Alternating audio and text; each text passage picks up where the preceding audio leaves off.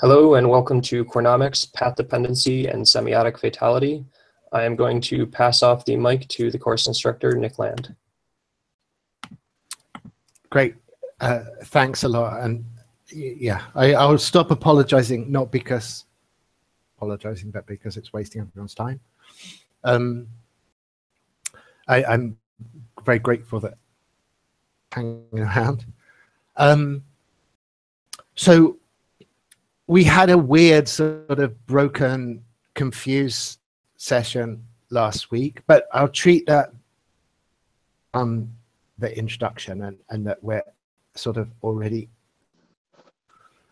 and I won't sort of attempt to do a kind of overview thing. I'm going to take it that we're talking about these two papers that I think have been thoroughly publicized.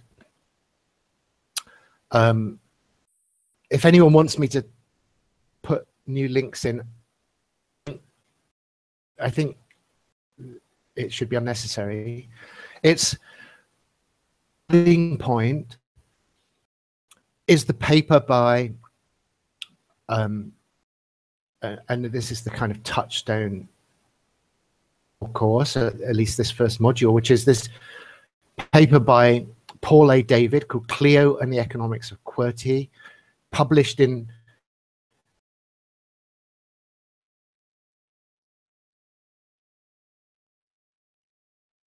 '85, and having in the sidebar. Sorry, I think it might have just done some kind of smiley thing or something. And then a response to that. Now, actually, it's 5 years later, so it's not really quite happening in real time, this debate. And as far as I'm aware, there's no comeback. But the two fit together extremely well.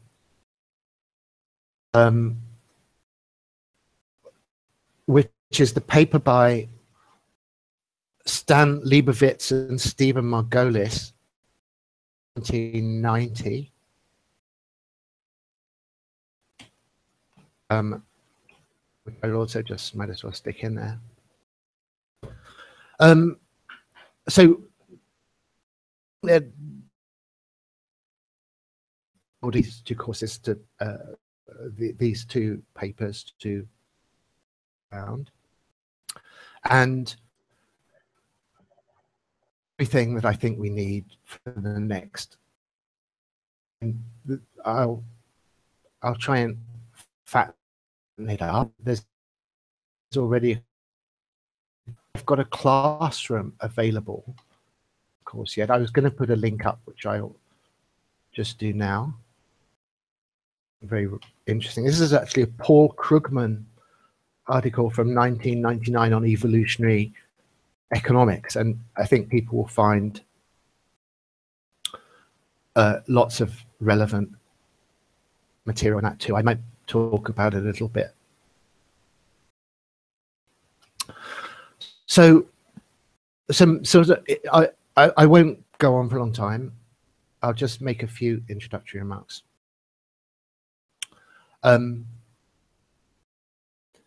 Thing to do is to start with a question that I answer to at all at the moment, and I'd like to sort of learn something about this, which is, why did this debate disappear? You know, my sense of looking at it is that importance of this discussion is so huge, and it absorbs and subsumes so much. And for instance, I think there's almost nothing in the kind of contemporary left-right accelerationism, political economic controversy that isn't already to be found in this QWERTY controversy of the 1980s and 90s. Huge scope. And part of the scope, I think, captured by this. I'm just going to quote a little piece from that. it's supposedly on a very different subject, but I think you'll find that to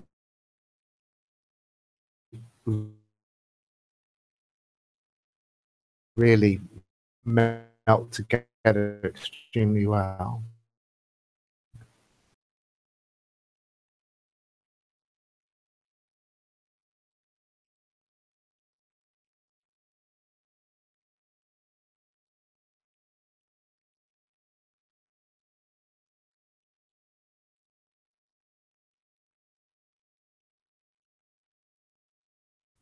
Nick, are you there right now?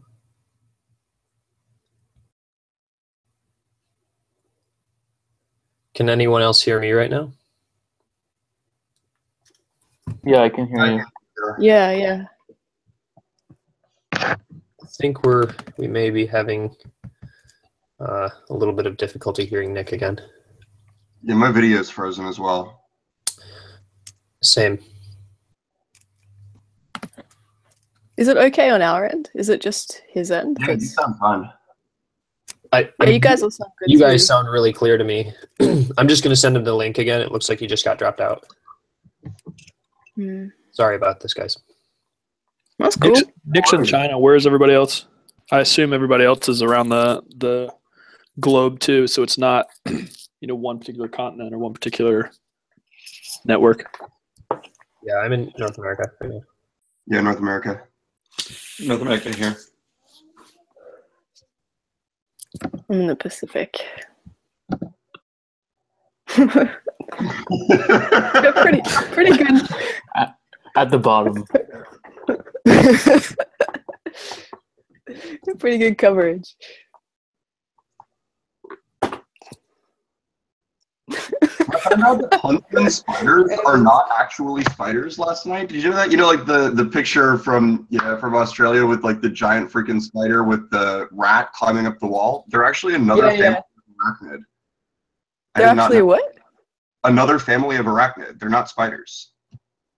Yeah, well, what do you call them? It said it was a banded huntsman, but it didn't look like any of the huntsmen that I recognize around here, which are also really big and gnarly, but they don't have like it kind of was gray with sort of spots on its. Yeah, no, my earth scientist friend was just telling me last night that they're called colloquially huntsman spiders, but they're actually a different family of arachnid. Like they're as closely related to spiders as scorpions, basically. Cool. I remember I moved into a terrace house in the middle of Sydney that had been abandoned for a while. It was used as like a nightclub office, and that was kind of had been left empty for about a year. And this huge huntsman spider was in my bedroom. It was so big that I had to catch it with a mixing bowl, and then like slide a piece of cardboard underneath it and run down the street and like throw it in the gutter. Like usually I'll put a glass over spiders and take them outside, but this guy was just so big I had to use a mixing bowl. I think Nick's back. Hey Nick, can you hear us right now?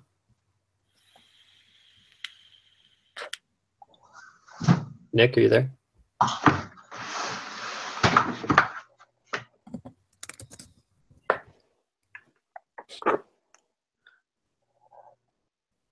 Nick, can you hear me? This is looking like some huge Halloween prank, and he's gonna scare the shit out of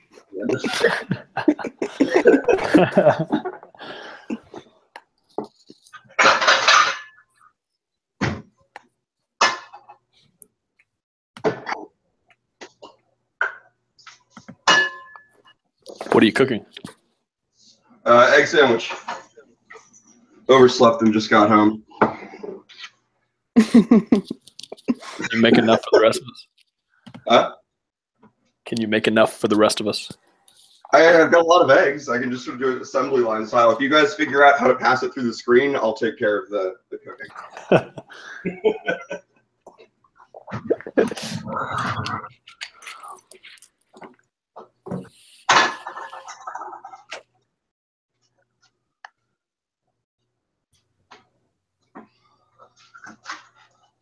Hi, Nick.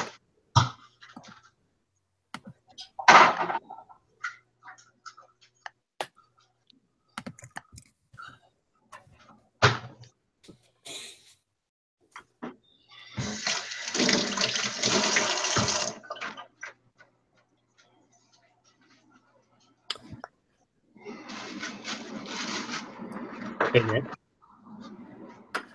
Seems like we're having some connectivity issues again. It seems like everyone on our end has clear audio and video, but I think we're getting some lag on possibly on your end. Actually, I'm not even sure if you can hear me right now.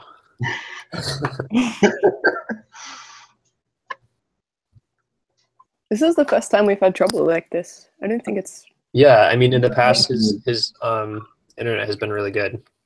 Yeah. Has anything changed? New computer, new location, anything else? More people, Definitely. class size. This is the top class size for sure. But still. True.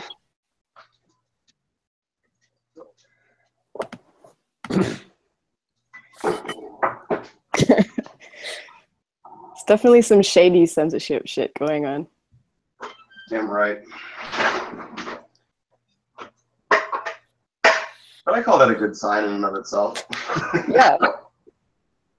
Means the material's potent.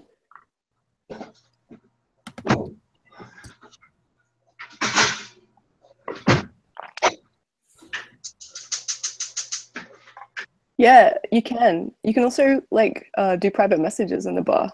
I forget what the string is though for it. Private messages in the bar, I mean.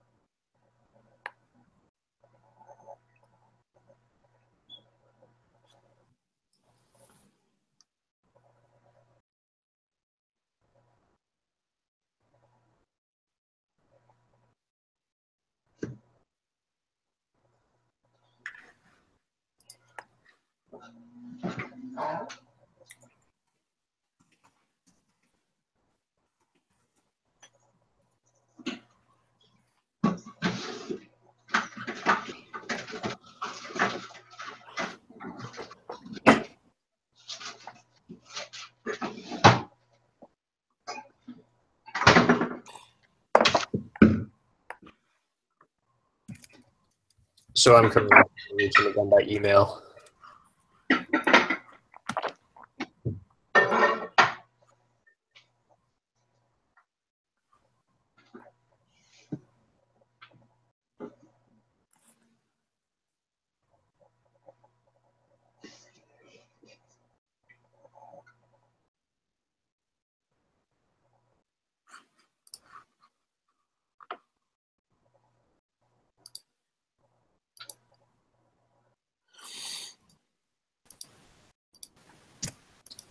Hi, Nick. Okay, it just totally collapsed. I don't know what's going on with this. Seems okay now. Yeah. But that's not been the track record for that. Yeah. Okay, I'm going to put it on my thing on low. I don't know why this is happening. Like, we've done something without anything this cataclysmic. Yeah, I mean, it seems like our end is okay. I have clear audio and video of everyone else. Is everyone else, if everyone else's bandwidth is low, that helps again. But otherwise, we can just continue. Okay, let's try. All right. Sorry, I've just shut everything down, so I'm not going to load up too much stuff.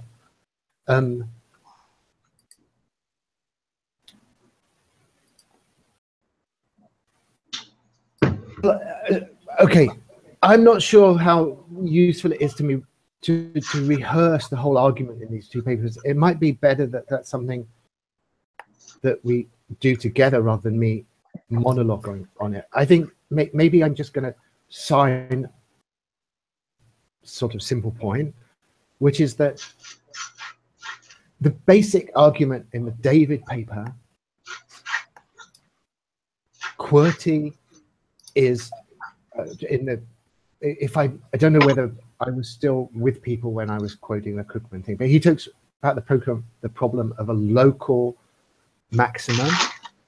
It's the same basic problem as that of a bad equilibrium of the kind that totally dominates Keynes's criticisms of the functioning of the market economy that define our epoch. And the Keynesian and anti-Keynesian arguments that completely structure political economic controversy in the modern age map onto this QWERTY discussion with extraordinary and to such a point that I think the David article ends with a very interesting he says he talks about QWERTY worlds, and by QWERTY worlds he means worlds exactly that have become dominated by some suboptimal local maxima, by the kind of processes he discusses in his paper. And he says, I believe there are many more QWERTY worlds lying out there in the past on the very edges of the modern economic analyst's tidy universe, worlds we do not yet fully perceive or understand, but whose influence, like those of dark stars, extends nonetheless to shape the visible orbits of our contemporary economic affairs. Most of the time, I feel sure that the absorbing delights and quiet terrors of exploring QWERTY worlds will suffice to draw adventurous economists into the systematic study of essentially historical dynamic processes, and so will seduce them into the ways of economic history and a better grasp of their subject. And I think in saying that, he really is folding the entire mathematic of modern macroeconomics into the problem of QWERTY. Keynes's own names for these suboptimal traps of a preference and low employment are the historical dynamics, things that David is saying can be modeled by QWERTY. So QWERTY takes on this function for him of being an epitome of the dominating, structuring our economic universe. And the responses by which I think the paper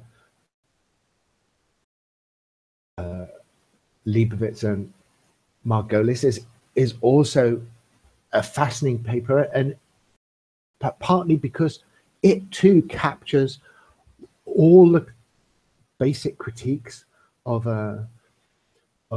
Keynesian macroeconomics, the ones particularly obviously coming from sort of market-friendly people of Austrian persuasion specifically, are all to be found in the type of response they are making to David's paper.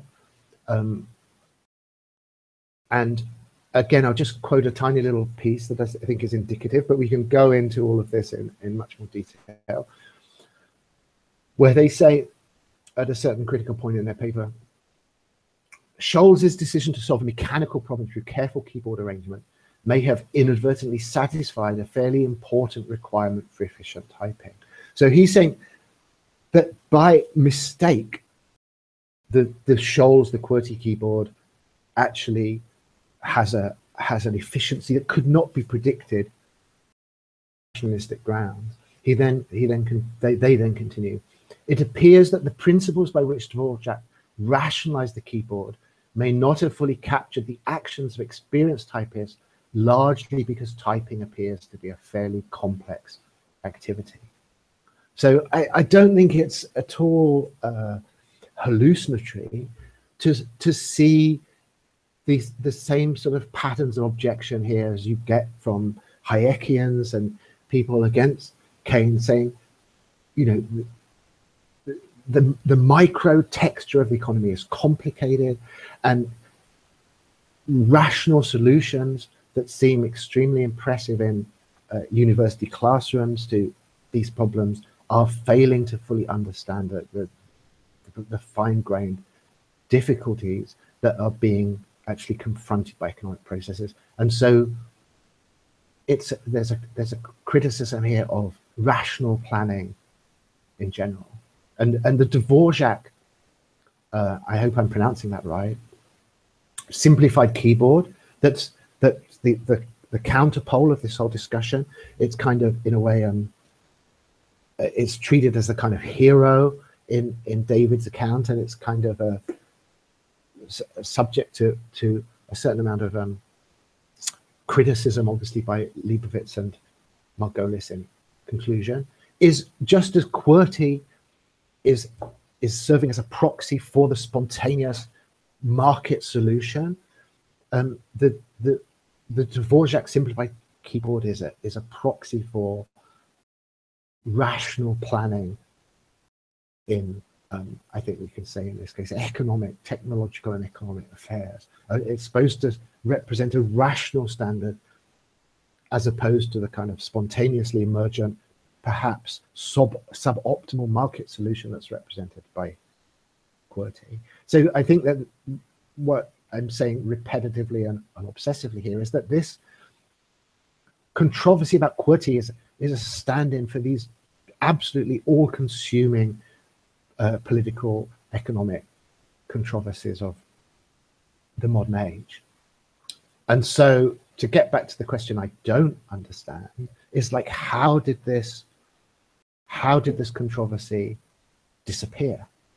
I mean, that seems to me, and I think it'd be interesting to get a sense of why that might happen. And one solution is that maybe the mobile phone input system is sufficiently divorced from the problems of the QWERTY interface that it somehow bypasses it. I don't know what the answer to that is. So yeah, I think I'm going to try and open it up and come back with a sort of attempts to push people down particular lines if they seem reluctant to go down them.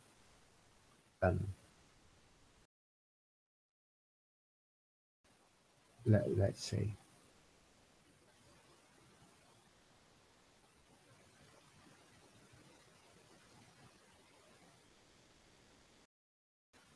Is everyone actually still in there? I'm still here. Does anybody have a question or something that they'd like to come in and say? I can.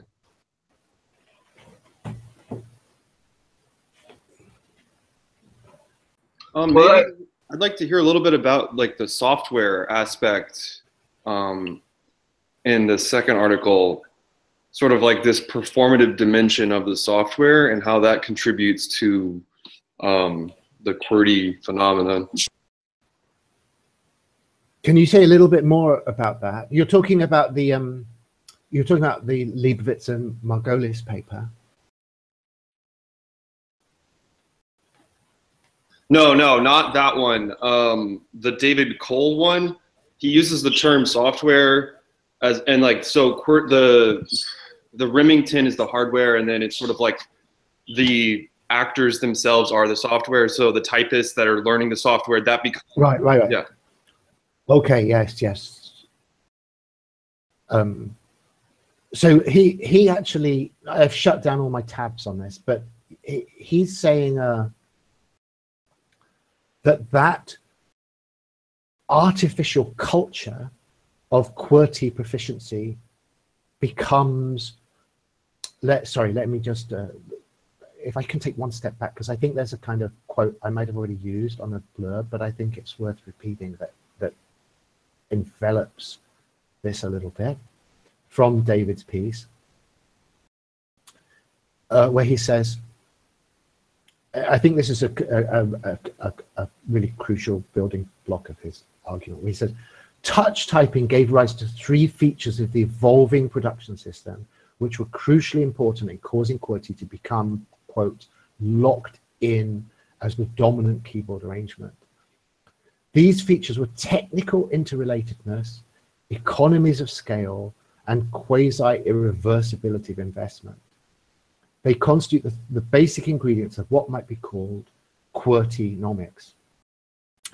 And then when he's explaining those, technical interrelatedness is then the term he uses to cover what you're now talking about, isn't it?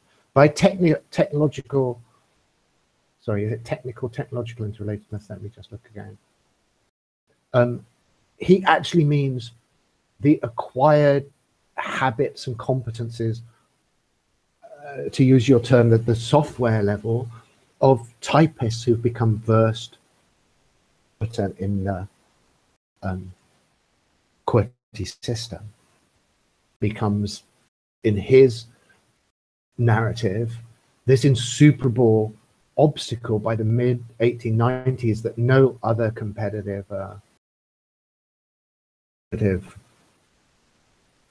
keyboard standard can overcome, just because people don't want to retrain. The cost of retraining is too much. People then start aiming at what people already can do as governing the keyboard rather than some. And I think we're really getting to this utterly crucial point that crosses the whole thing, that it's not referring to some transcendent criterion of optimality. It's the reference is no longer to what in an ideal abstracted world, starting de novo with a rational solution to the keyboard layout. That is not an accessible point from where we are. That is how path dependency, the path we're on, is one in which there is now this cultural dominance of QWERTY competence among typists that therefore controls the development and spread of this technology. And obviously that becomes a crucial point of controversy when Leibovitz and Margolis then say, well, there's a whole bunch of related objections they have to that, but one of them is that it's not just chance that people are doing this, they're doing this because it works. There was a whole history of alternative keyboards before QWERTY was established, that there'd been competitive selection of this keyboard already. There were typists that would have that had tested it, and so they're obviously disputing with him the fact that this is kind of locking people into hard to some tight local optimum that hasn't been subjected to a wider process of competitive selection. But both of them, I think that the crucial thing is this, that both of them are accepting the principle of there being some transcendent criteria. They both are in some sense at least modeling the fact that there is this global, this sphere in which we can sort of look for and with some reliability or some confidence point to what a global optimum might be. I think I've sort of been too fast with this to make it persuasive, but it's something I'm going to come back to, so I maybe won't push it too hard at the moment in case it's going off into a software question.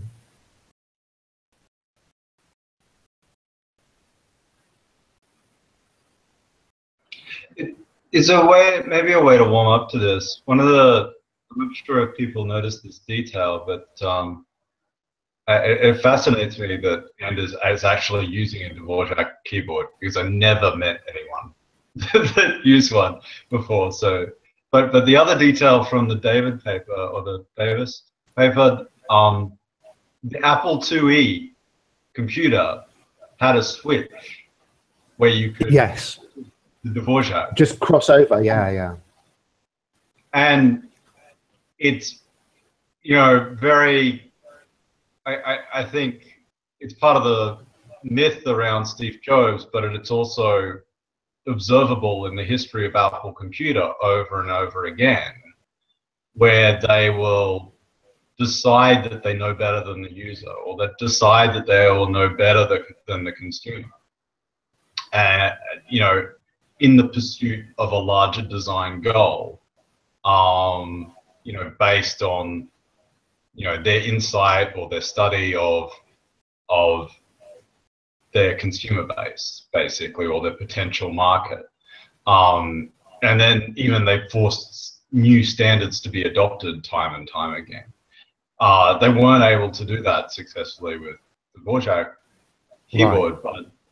But it ties very much back to the stuff that you're saying about they know better. They have a sort of a rationalist insight that that things are stuck in some sort of local optima, and that they can push past it. Yes, it's an interesting case, because obviously when Leibovitz and Margolis are making their case, they entrepreneurial pressure and entrepreneurial strategy as being, they put that on the side of the market, that David is underestimating that, and the kind of phenomenon exactly that you're talking about, where someone, a highly motivated, driven entrepreneurial figure like Jobs, tries to push the Dvorak keyboard, and I think that Leibovitz and Margolis would say, you know, that testing of QWERTY and that kind of competition is something that David isn't allowing for, you know, and the fact that QWERTY still prevailed even against this Jobs type initiative is a sign that its resilience is not purely reducible to this kind of accidental first mover advantage form of path dependency that David seems to be looking for, you know, which is just the reign of accident. So I'm just saying, I think it's really good, crucial reference, but it's kind of weirdly ambivalent to papers, who it's helping and who it's complicating stuff.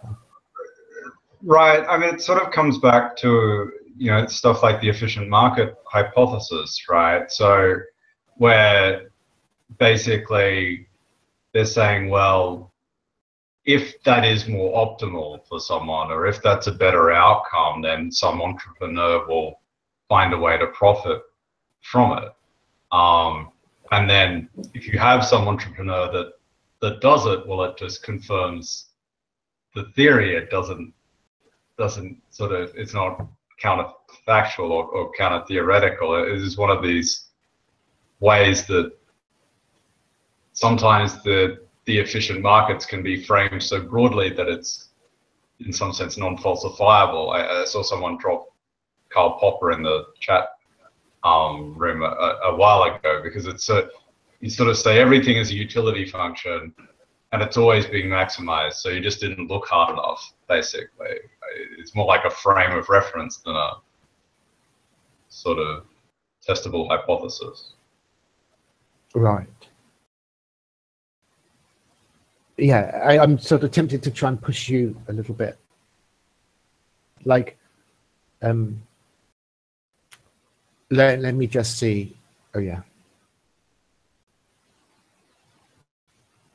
because I've probably missed a whole bunch of your comments in the sidebar on this. So I think there's an interesting conversation going in the sidebar, but not much of this in it. But I mean, I think the interesting thing about what Apple does when they push a new standard is no one changes because of the standard. What they always do is they use their existing market power to put out some product, and because of the lock-in on that existing platform, they're able to get people to change to other standards. So like if you look at them switching from the old Apple phone charger, the old iPhone charger, to the FireWire charger, no one said, fantastic, at last I have a more efficient charger port. You know, actually everyone said, gosh darn it, I will have to get another new charger, and all the things I plug into are now obsolete, and that's a pain in the neck. But I'm using all these Apple products, and the phone is so sexy and whatnot. So they're always using one form of platform inertia to move another part of the platform and force people to upgrade. It's never the standard itself that sort of, even if it's more optimal, it doesn't really have much attractive power in the market. I think you can see that at other scales too, but maybe not such public examples. Yeah, I don't know that I think that's a great point, Adam, because I mean that's Apple much further across the board. Even their whole motto that hardware and software are better when they're together is like, I mean, it's basically a statement of promoting lock-in at a high level. They do that all across the board, like you know, produce situations in which by producing lock-in through having all of your files on an ecosystem that doesn't readily want to give them back, all of your devices work together, and then this allows them to push, like creates the locked-in market to which they can push new standards to which people are further. And it seems like it shows up pretty much across their design strategy. Business and design, rather. Right, and then they always justify it by they're able to give a total design solution that as a system is more optimized. Right, that's what they will always come back to. We have a test with this happening right now because they just eliminated the phone jack, the headphone jack on the iPhones, and it's to be seen if they just announced a new MacBook last week that still has the headphone jack. So you know, whether they're able to push this idea that all phones remove the headphone jack or all devices is to be seen. Yeah, I mean, there's some pushback, isn't there, against that, to say the least. But whether it's efficient pushback or just whining, I guess, to be seen. Yeah, I don't know. I have a broken aux jack and have to use Bluetooth headphones, and it gets really fucking annoying to have to charge those things all the time. Like, I'm with people. Sorry, random. It's kind of random, but I do think this is this is absolutely crucial zone, because obviously the issue here is this thing about where do technological standards come from, and to what extent are standards objects of orchestrated political economic critique. The standard, I think the reason I think there's something really classic about this exchange between David and Leibovitz and Mark Golis is that it captures the terms that we're all familiar with. I mean, it's like it's like, is the market a transcendental horizon for the testing of standards, such that every attempt to provide a kind of rational Archimedean point of criticism, criticizing the market outcome, is a kind of transcendent illusion? Or on the other hand, and I think it's probably right to say the dominant hand, that, I think David is the winning party in this discussion. Like, is it that implicitly there can be some appeal to a global optimum which the market outcome can be contextualized by, and therefore subject to critique? And I don't think it's unfair. I mean, I'm sort of inviting people to come back at me on this if they do think it's unfair. But I think that the essence of the left accelerationist, its moment of self-definition is totally tied up with this question. Basically wants to say that we can criticize suboptimality of market outcomes from some implicit position, universal rationality. There's some perspective, there's some more globalized universal frame of reference that we have access to, that we can say that the existing market solution is markedly and notably suboptimal. And as I say, I think this is already, the whole of Keynesianism comes from making a similar claim, that you can identify a low employment equilibrium, that you can, from some implicit superior frame, say that you can see that this is an inferior outcome to one that can be expected. And this is what the Dvorak keyboard is just kind of crystallizing that claim. It's standing in as a kind of avatar of the universal, sort of arriving at the historical outcome from outside and saying, I can see that you have gone wrong, that you've become trapped in this local optimum that from the perspective of the global, from the perspective of the universal, is kind of blatantly inferior and suboptimal, and that is the core of the critique. So, I think in talking about this stuff, in particular businesses and the standards they're trying to impose, one of the things that is happening there is that there is this kind of specter of the universal that is looking squinty-eyed at these particular conclusions on standards and saying that there is some frame that we can access where we can see the inferiority of this thing. So I think if you can criticize QWERTY on the grounds David wants to push through, you can criticize the whole thing. It becomes an utterly generalized critique of political economy. It becomes the it becomes the definitive. I'm going to just go totally, as usual, to the grandiose point. It becomes the definitive critique of capitalism. You know, is that if QWERTY is wrong, then all of this stuff pours in. You know, and the communist hordes flood in enthusiastically from the horizon with hearts inflamed with utter confidence. But if QWERTY is resistant to that mode of criticism, then that is the same thing as kind of a sabotaging these lines of just profound, all-encompassing socio-economic critique. So I've slipped a bit from, I don't know, in terms of Steve Jobs' thing.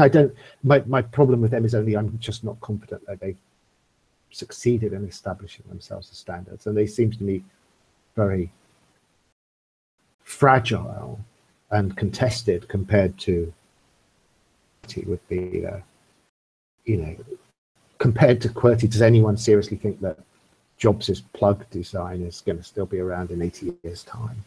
I don't know.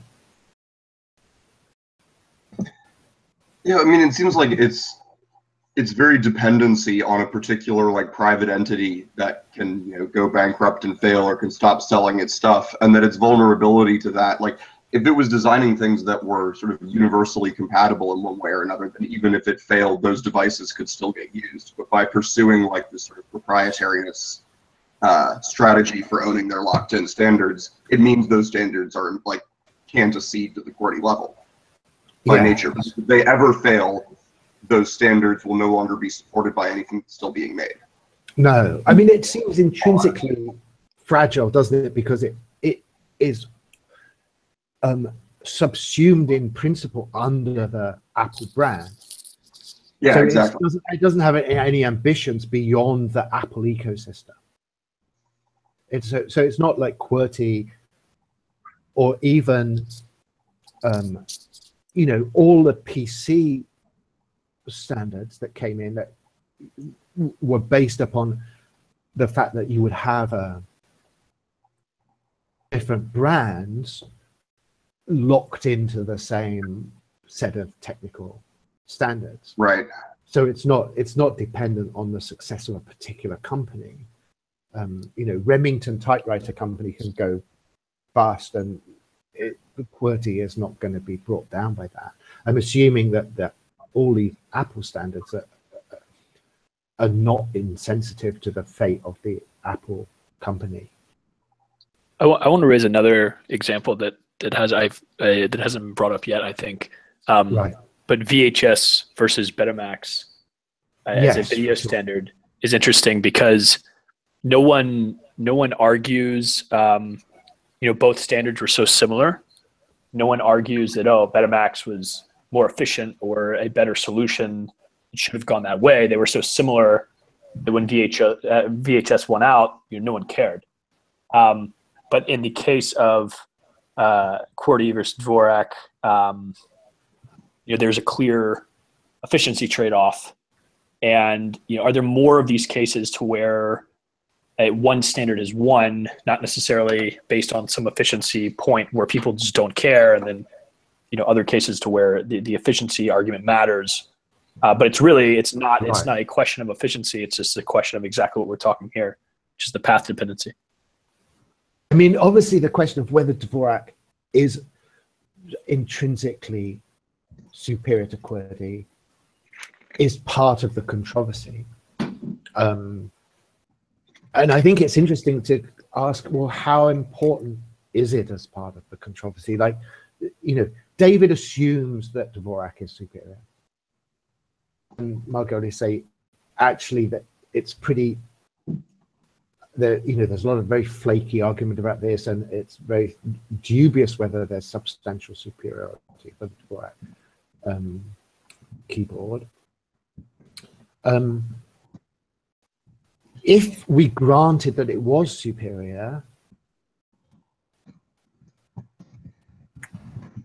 well,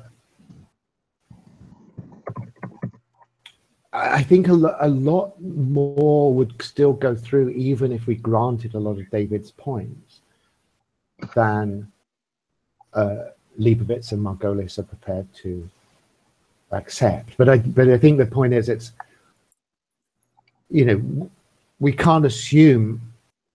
I think we can't assume that this superiority is something that's been firmly established.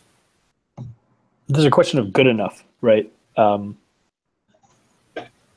As long as I think another interesting standardization question is MP3 versus other audio formats. Years of CD quality and highest quality sales around technologies with the highest quality audio, then getting to a point where for our digital devices we're compressing things as much as possible into a format that is good enough for the average person, but clearly not for an audio file.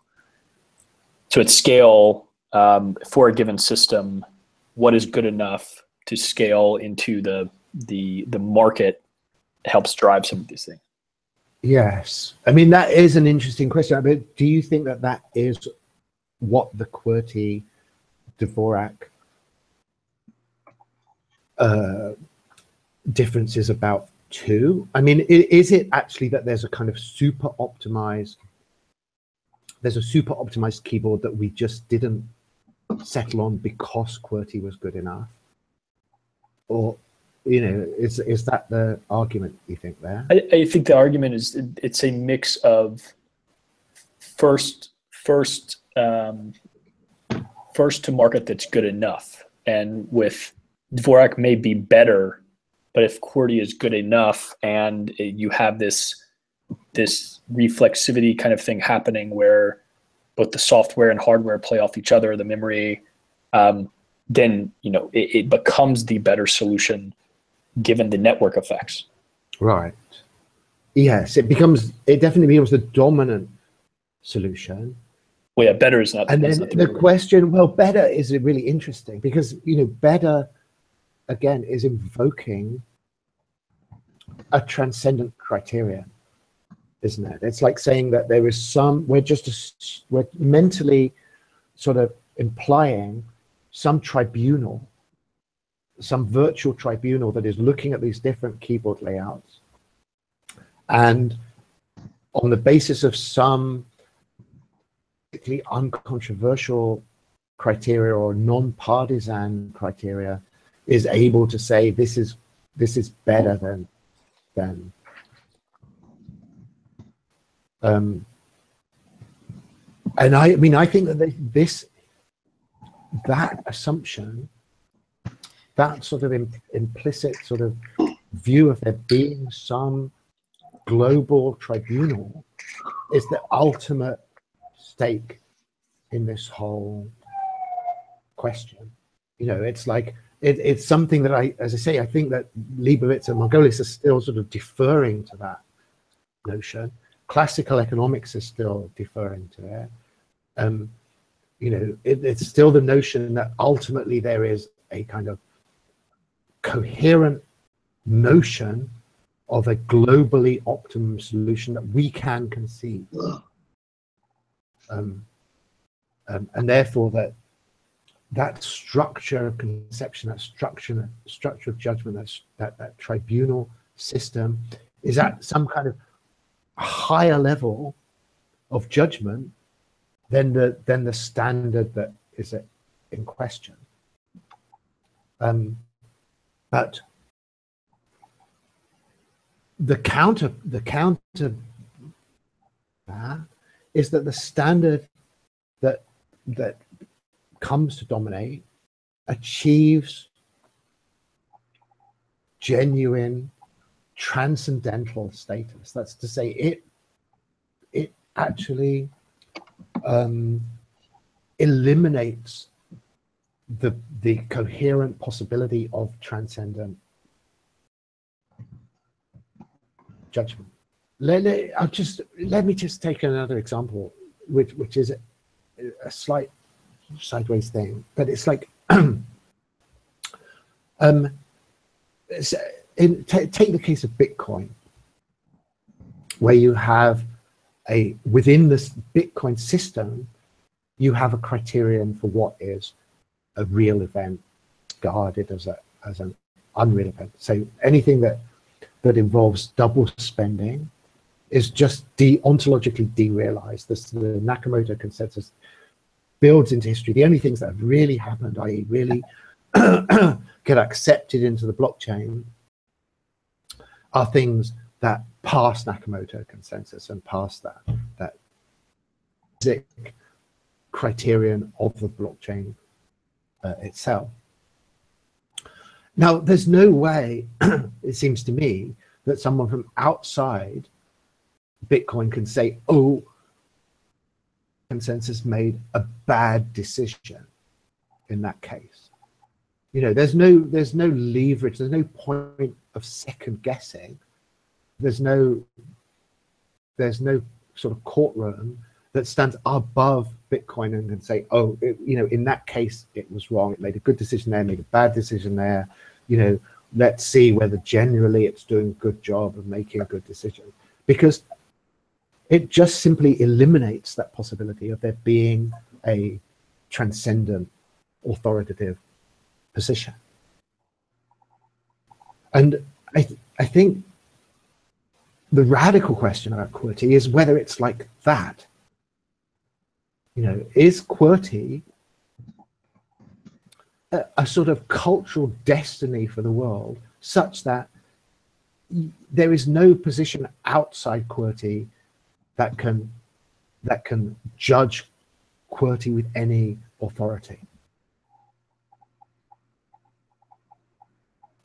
You know, what? Yeah, sorry. I think that I can see that there's some pieces that would need to be added to this that not already inclined to Qwernomic religiosity. But at a certain point, a standard consumes the horizon. Like the notion that we have a horizon that exceeds a completely system is surely itself a kind of problematic. Like where is that outsideness being drawn from?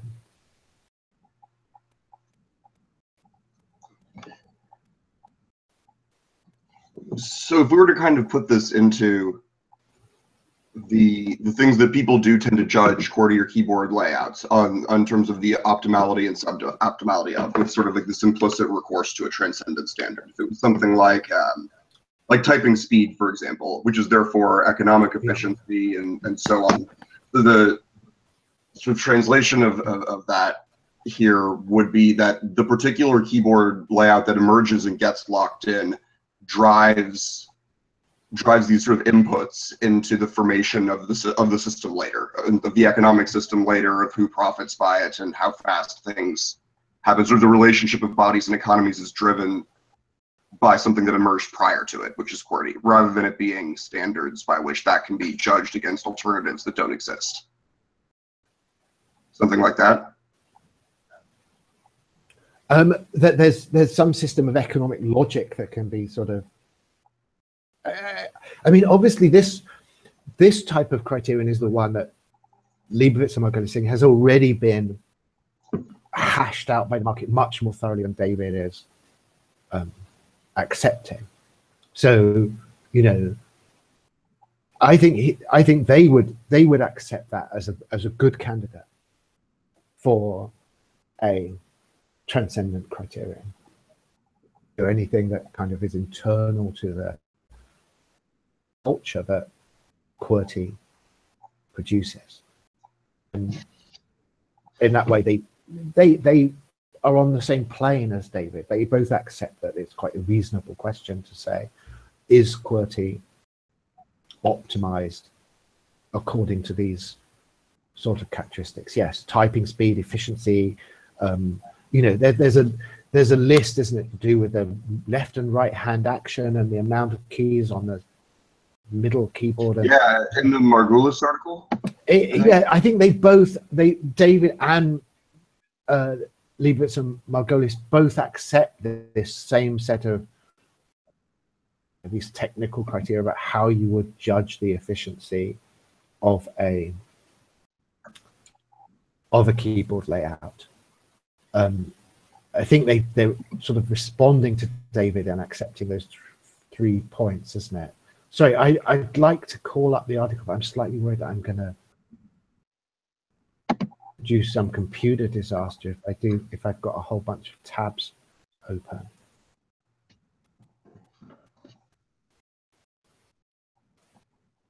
I'm going to risk it.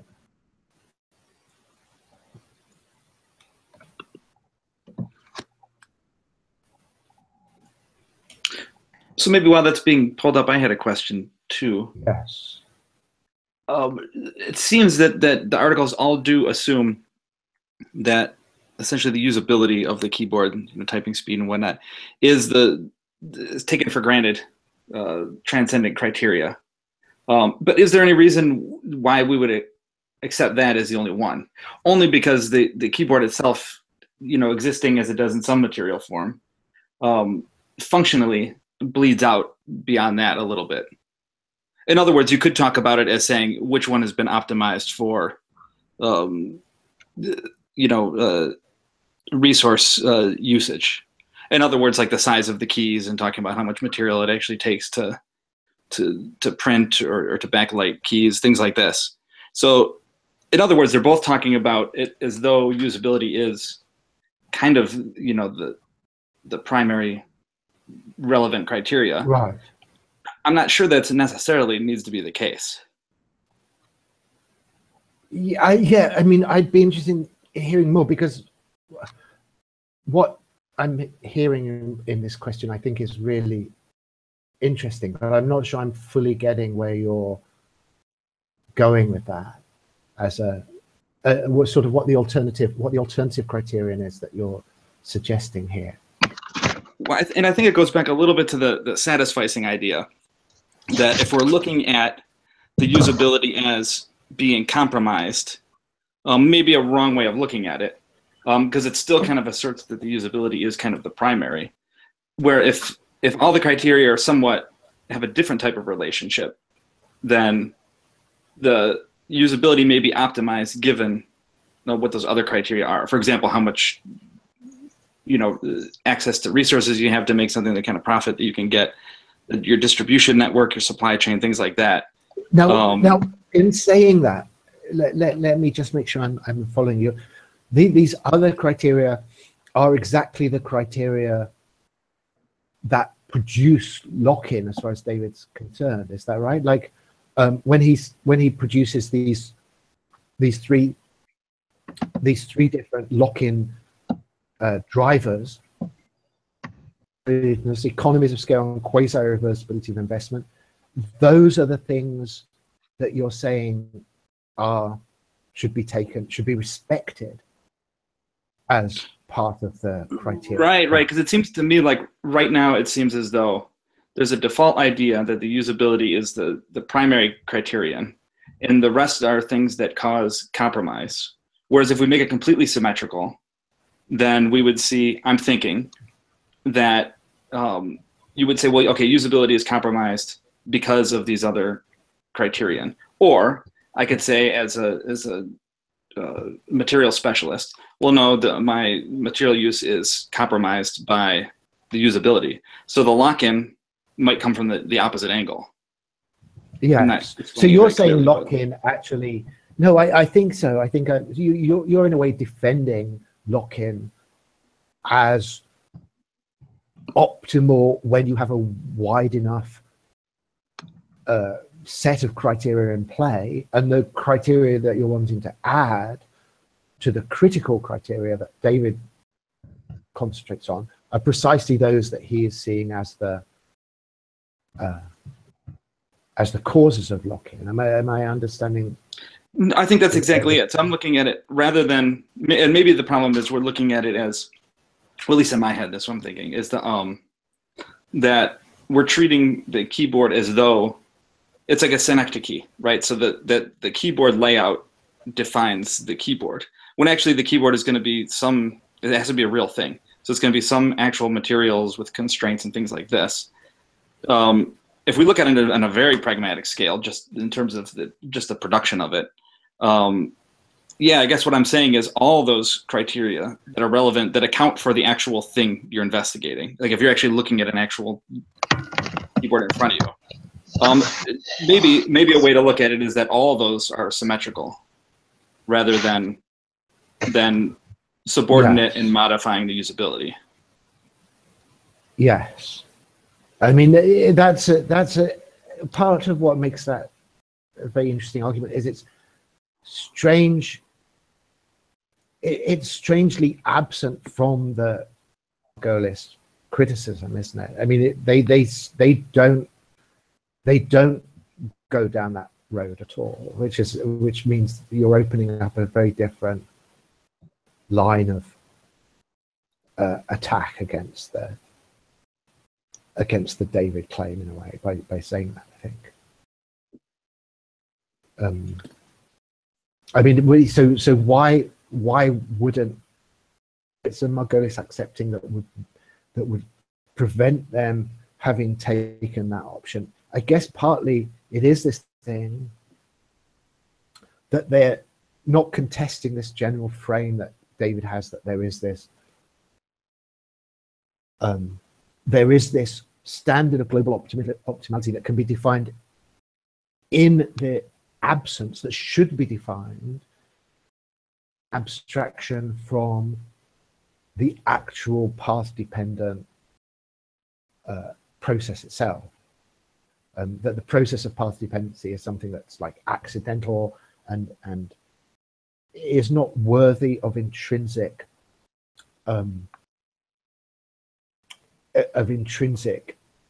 defense. Like no one, Leibniz and Margolis are not defending the path as such just because it is the path. They're defending it only because they think actually David is misconstruing the approximation of global optimality that path takes. But you're saying, well, maybe the path itself, once you're on the path itself, it becomes a criteria because the costs of going off the path should be taken as seriously as the costs to usability that are involved in staying on the path. Am I? Yeah, I think. Still? Yeah, I think that's it, and I think the other problem I have is I guess I'm not entirely sure it's even, I guess, appropriate or possible. Maybe it's possible, or I don't know the word.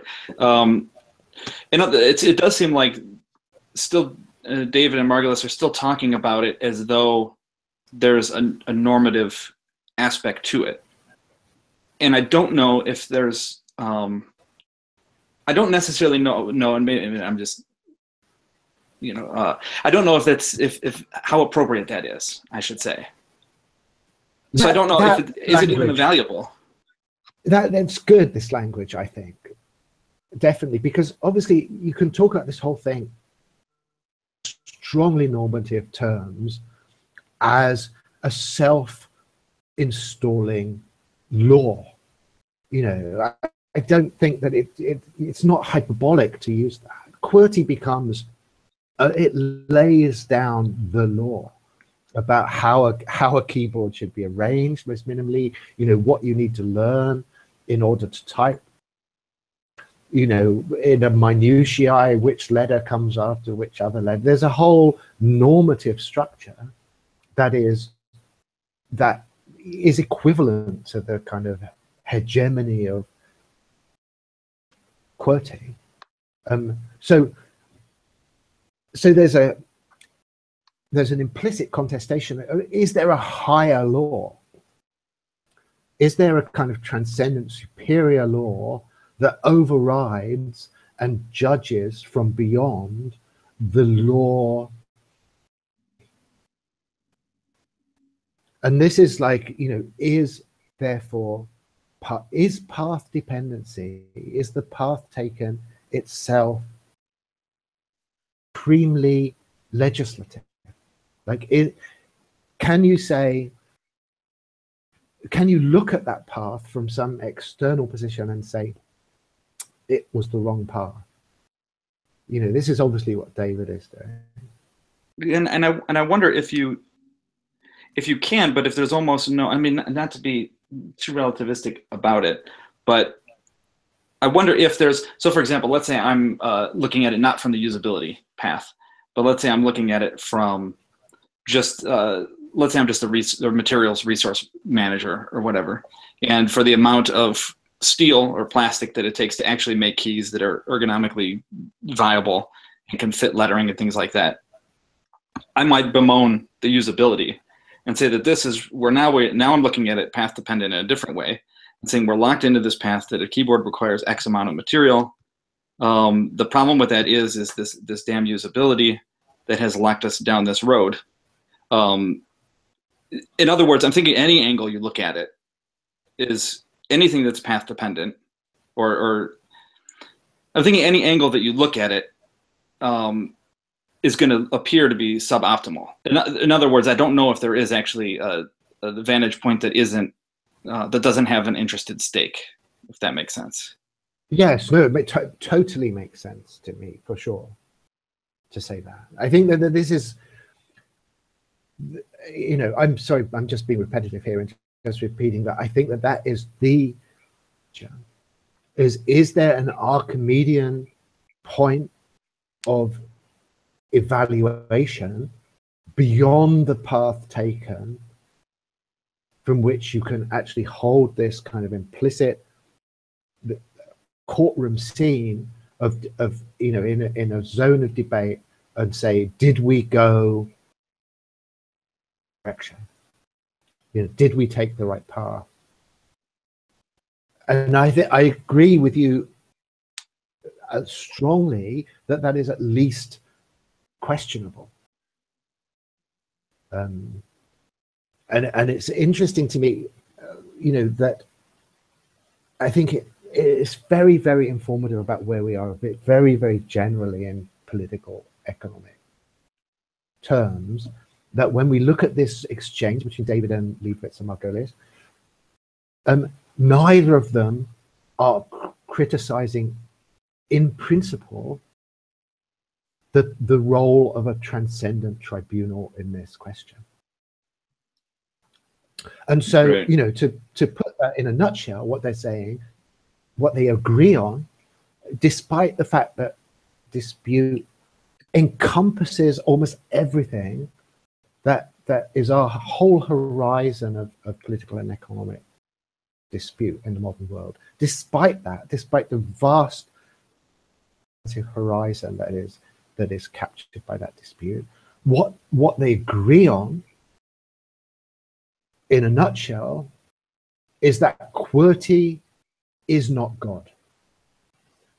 They agree on that. And I think even if we say, okay, you know, that's reasonable, perhaps, to say QWERTY is not God, but is it reasonable to say that QWERTY is not the closest thing to God that we could have?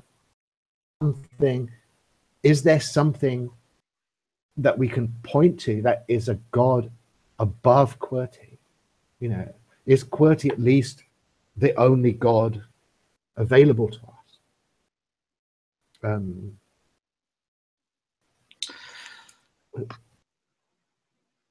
That strikes me as sort of part of the difficulty of being in a local maximum, because if you are there, then how do you know that that the local maximum is not the global optimum, right? Because the global optimum might not have any actual path that's accessible from your local maximum if you're trying to get there through iterated sort of cost function developments of, you know, generational improvement. There just might not be any path, and you might not even know that the path you're on has a ceiling.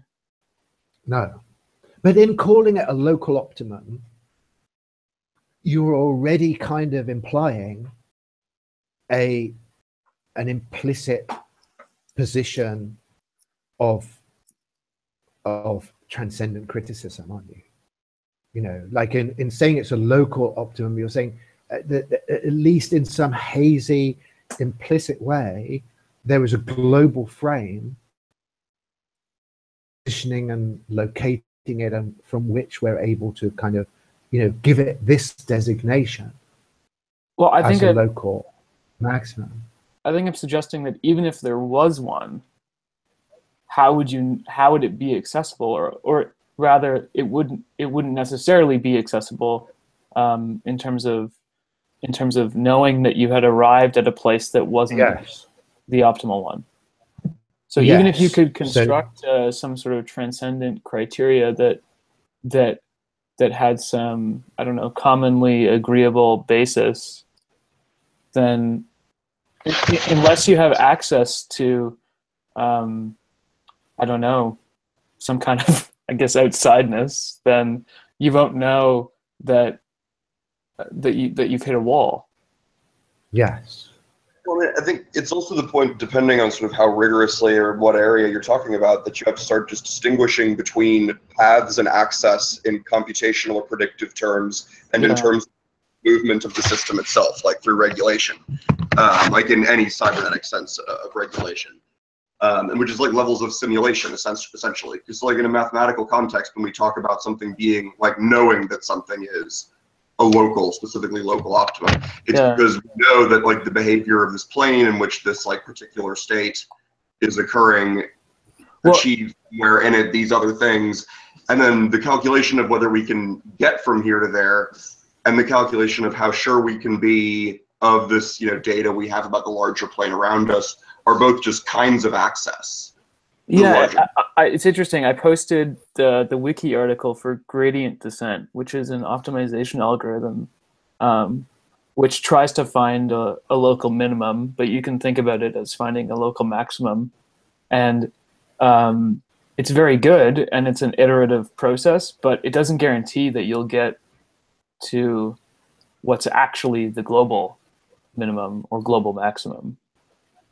Right. I mean, I would be surprised. I mean, at least in some areas, I would think it's got to be provably impossible to know that you found or defined the global maximum. It is. Even if there is one, I would assume. Yeah, you can just assume very strange topologies, right? Yeah. I think that that's a point probably everyone will agree on, but it seems to me it's like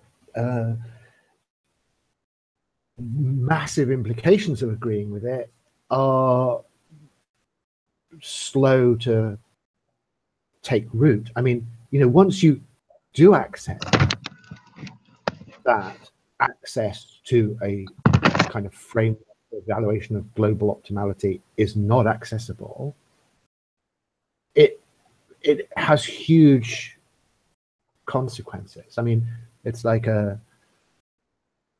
well, I mean, the impact of it, I think it kind of washes over both of these two excellent, both of them fall short to me of accepting this principle that you've just subscribed to. Wouldn't you say, Jay? I'm sorry, say that again. Well, it's a massively consequential thing to say.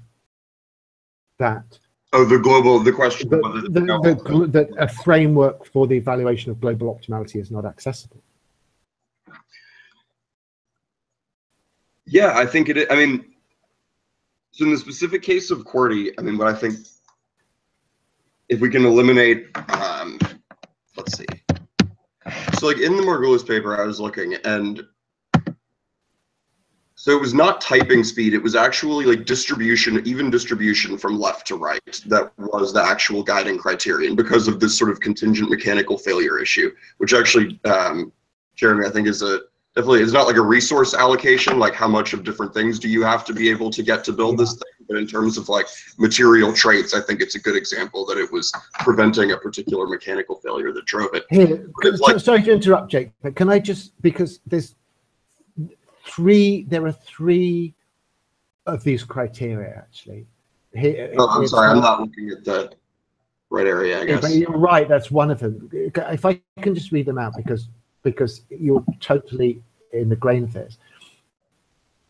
Loads on the right and left hands are equalized. B, the load on the home middle row is maximized. And C, the frequency of alternating hand sequences is maximized and the frequency of same finger typing is minimized. So that's what was settled on.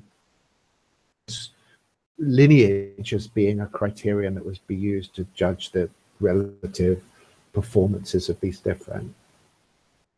Yeah, and I guess still, yeah, exactly where I was going with this is I just kind of find fascinating that this recapitulates sort of the chiral and frontal organization of the brain that's controlling the hands and is doing this sort of semiotic work or training the hands to coordinate this kind of semiotic work in a way that, as I think, I mean, initially, or once touch typing in particular evolves, is not through looking at the hands, but is literally based on semiotic content and responses that you're producing, and that is being used to coordinate these two lobes at a pre-conscious level. That the focus on the home row recapitulates, like, you know, forward ocular focus. And so, like, yeah, so to bring that back to like the global standard, with the criteria for devising a global optimality standard not being accessible, I think you could almost sort of tie this back to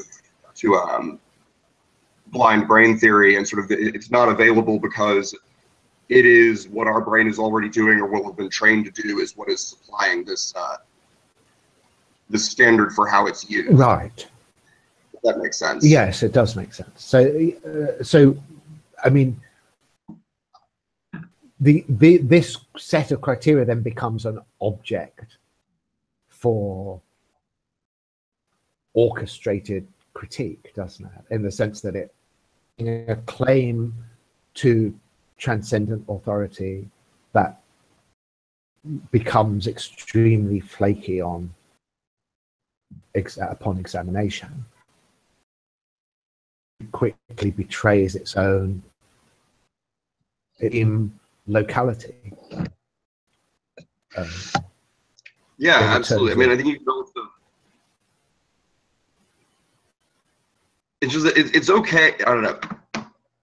If any, you have particular contingent suboptimalities. Like, we can say that there is a criterion for optimality of a keyboard, and it is typing speed. Like, there is such a criterion, right? And the question is sort of one of relative transcendence to me, because that criteria, like maximum typing speed and efficiency and things like that, versus these ones that have to do with the morphology of the user and the way, like, the semiomorphology, like the morphology of how the user interacts with semiotics, which is through hands and eyes, essentially. But that sort of divorce between two different kinds of criteria, or two different systems of them, could be part of this destining, rather than just the question being like it's definitely at the top that there is no availability of an actual transcendent global optimality one. But in terms of this particular issue of the things that we have claimed to be transcendent ones, like typing speed, it's more an issue of this conflict in relative transcendences that's driving its destining pattern, I guess. Yes. I mean, this is, I think it's not quite the same as Joshua's point. I think it's a slight oblique to this. But so there's typing speed for sure, which can easily pass as if it's completely neutral and uncontroversial, absolute criteria. But what are the other possible criteria for performance that are involved? One of them, there's all of the things Joshua was saying about the actual sort of network economics itself, and one of the things you're doing when you're typing on a QWERTY keyboard is you are in the culture of QWERTY. You know, we know from taking the argument the other way round that that's what's happening. Like, there's a certain set of QWERTY rituals, QWERTY practices, QWERTY habits that are actually producing a QWERTY culture. Now, we can obviously say, oh, well, the entrenching of a QWERTY culture is itself of no value. It's in, you know, we have some position of global estimation that tells us that it could be anything. It could be Dvorak, it could be any other system. So there's no particular benefit to the fact that you are producing a QWERTY culture through this process. But that's an extremely arbitrary judgment, you know, trying to pass itself off as something universal. Like, if it is the case that QWERTY is a kind of techno-social destiny, then, you know, the entrenchment of that destiny is not for any kind of obvious, uncontroversial reason of no value or of no use, or not itself a form of kind of effectiveness and functionality that should be or estimated or invested with value.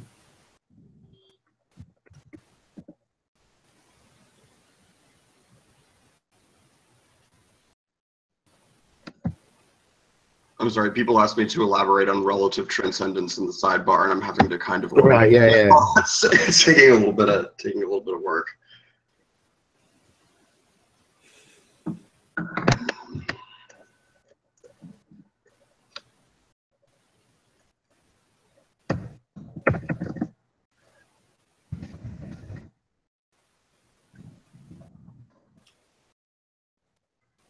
I mean, I sort of feel duty bound not to get too lost in a sidebar, but I think if there's structures of organized dispute going on in a sidebar, I would encourage people to try and drag them forward into that,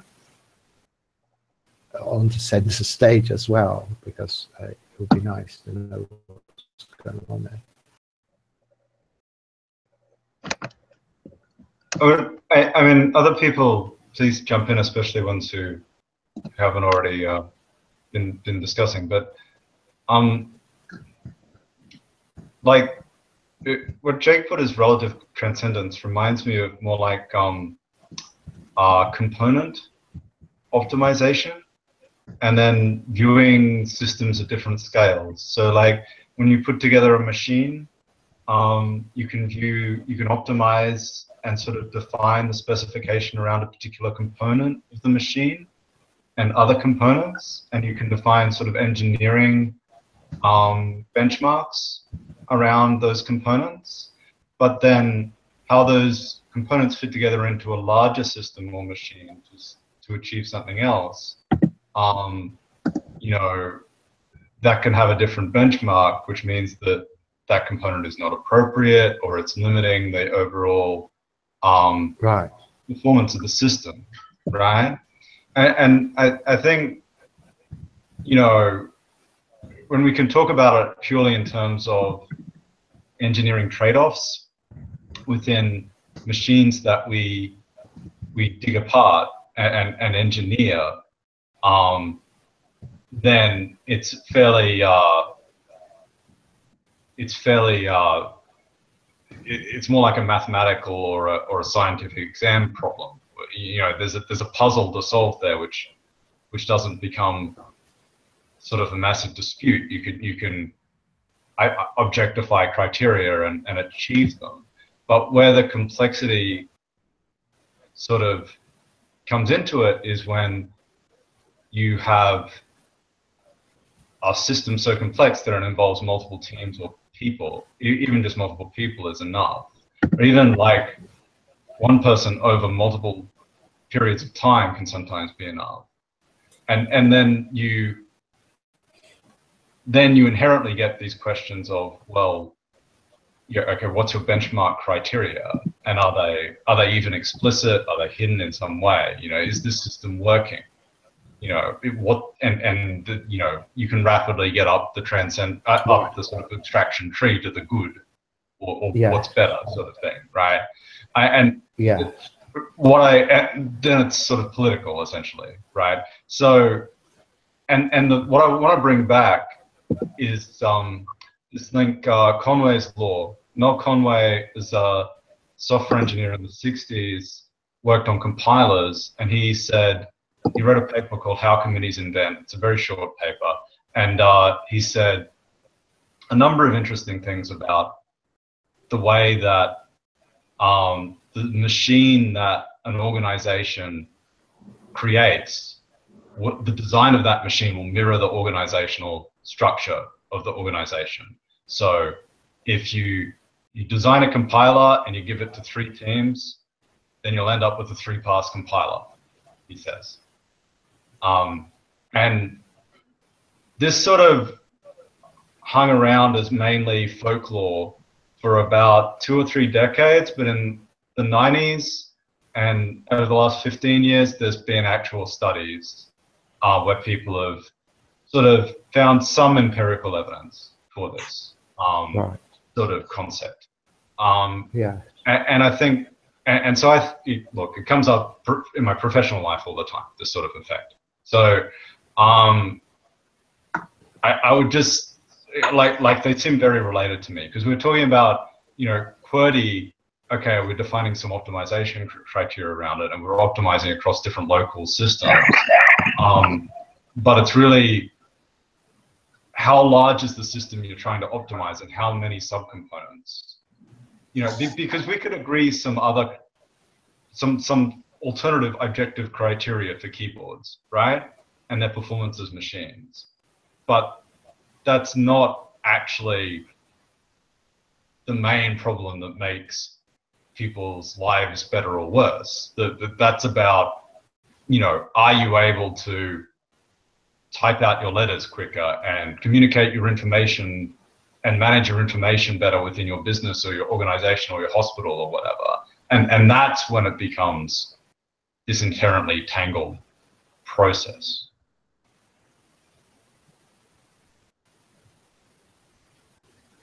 Right. In a sense, I agree. What I'm thinking, though, is if you look at, and I like where you're going, if you look at some of the engineering requirements, it seems to be some of the requirements, like the amount of force it takes to push a button, whatever that bandwidth is, and it varies, but it varies within some kind of constraints, seems to be really uncontroversial path. Whereas focusing on the layout seems like it is a controversial path. And I guess what I would want to maybe interrogate a little bit is why that particular bit of criteria, you know, just the geographic layout of the switches, why that is more or less a controversial path where the other ones aren't. So, for example, if I were looking at if I'm looking at a system of a keyboard and hands as one system for typing speed, I could just as easily complain about the dependency of having force requirements that fit within whatever the strength of human fingers are, and pointing at that as kind of the weak link that prevents me from designing a better system. Unless I'm very confused here, I'm just thinking that it seems like of all the different criteria that make a system usable, QWERTY seems to be the controversial one, where other ones we could conceivably look at it as controversial, and I think we're maybe just deciding not to. Are these other criteria standardized? Well, yeah, right. It's a good question. Within a bandwidth, I guess, in a sense, it is. But if you mean standardized in the sense that it's well, I guess it depends on what your tolerances are. So, and to be honest, I'm just unfamiliar. I'm not familiar how much of QWERTY is standardized. I mean, of course, the layout of the actual symbols is, but in terms of like, for example, the other material aspects of it, you know, maybe not so much. So it sounds like we're pointing to the one aspect of QWERTY that is standardized, but it's still going to fit within some tolerances. I mean, there may be, you know, extremely tight tolerances, but it's tolerances nonetheless. The kind of dimensions you're pointing to, if some keyboard manufacturer decided that they could play with those in an effective way, they could, you for instance, just make the keys more sensitive or less sensitive, or on some other dimension that isn't to do with keyboard layout, the way a keyboard works. My sort of original assumption is that there is not much of a kind of obstacle to them just bringing out such a keyboard, you know, like a super responsive or a more robust, or however you're varying it on these other dimensions keyboard and putting it into the market, and if people, it will work. And it just, I mean, I'm just wondering, is that this other, do they face the same kind of lock-in obstacles, let's say, to put it that way around, that someone would have if they wanted to put a keyboard out with an alternative layout? Well, and I'm thinking that, and I guess what I'm trying to push on, and I could be totally wrong in thinking this, I guess I'm just kind of playing a bit, but if we look at it as not necessarily a binary distinction, but just one of tolerance. For example, if you look at like a large cell phone or like a tablet, where you can split the QWERTY keyboard to a right and left-hand side for using your thumbs. I mean, depending on how you look at that order, it's a completely different muscular model of how to engage with it. So I'm just wondering how much of that can be altered, or what are the parameters of what we're calling the QWERTY layout? Does it also include the spatial dimension of how close or how far away each letter is? And then how much of that can we change? So even if you change the actual graphic for the letter by using different fonts or whatever, at some point it's going to be a gradient and not completely binary. And then if we look at it like that, then is it just that there's a certain tolerance that makes QWERTY lock-inable? I shouldn't say, well, I don't know. I guess at least that's the way I'm looking at it. It's just still a gradient, even though we're talking about it as though it's binary. Can I say something? The binary thing would be whether it was or not QWERTY, and you're saying that there are ways in which you can mutate QWERTY or sort of modify or stretch it, that can't be reduced to this kind of a Boolean question about is it or is it not still a QWERTY keyboard? That is what I'm thinking, and I guess where I was trying to go with that, which maybe this is not very interesting, but where I was trying to go with that is what's the I guess challenging the idea of what is or is not a standard. So that when we're talking, so is it admissible to talk about other things like the amount of force it takes to press a button, or the size of a graphic to make it legible, things like that? Are those admissible as things that are relevant standards, and are they standardized? Or is QWERTY kind of unique in it being a standard in a way that those others are not? Or is it just is it qualitatively different, or is it quantitatively different? Yeah. So I think you guys are making some really interesting points, and it's some incredibly intelligent individuals, and I really like what everyone's saying. One of the things I keep thinking about, though, too, is I read this really interesting interview with Richard Powers a few years ago, and he had written a book, and the book, he wrote the entire book without a keyboard. He used DragonSpeak software or something like that. So he was kind of talking about how just sort of like the mechanics of typing itself sort of limit his way of speaking. And so, you know, while we might have a really efficient keyboard that allows us to type quicker and produce more communication, perhaps that communication itself is conditioned in a certain way that prevents us from speaking in a certain way. I'm sort of thinking a little bit about that, and so and sort of the importance of speech as an act that is defiant and free, and sort of releasing itself from the shackles of this sort of mechanics and like limitations to thought that are sort of influenced by productivity of communication that might not in itself be meaningful. So that line of criticism, I'm assuming, would for conceivable keyboard layouts. It's not something that's distinctively QWERTY phobic. It's on a whole other dimension again. It's a different other dimension to the one that Mike was just talking about. Yeah, it definitely is, and I mean, the path that our conversation is going in is extremely interesting to me, and I think you guys are all raising a lot of really interesting, extremely interesting points about QWERTY specifically. But yeah, that point is definitely way. I guess it would be like all possible types of keyboard and how these different types limit ways of thinking and speaking, and sort of relegate speaking to a mechanical process of production, as opposed to like the act of speaking with your voice through some sort of like voice recognition software. But so Richard Powers did an interview. I don't have the interview in front of me, but he talked about how I think it was the Echo Maker, which is a really interesting novel about sort of a traumatic brain injury and memory and communication. And so it involves a lot of these ideas of how the software of your mind is influencing your communication and your thinking. And yeah, he sort of just talked about how he wanted to just divorce his writing process from the keyboard specifically. He wanted to just do it all through speaking, through voice recognition software. Right.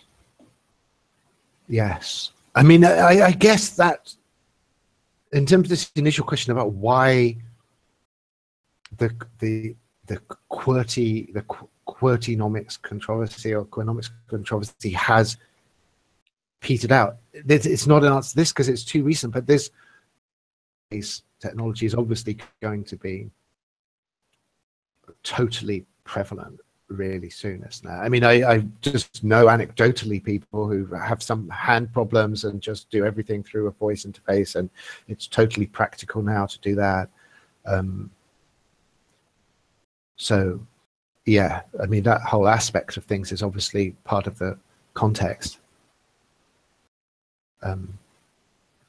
Which I'd have to think about what respond about that in terms of this course. Like,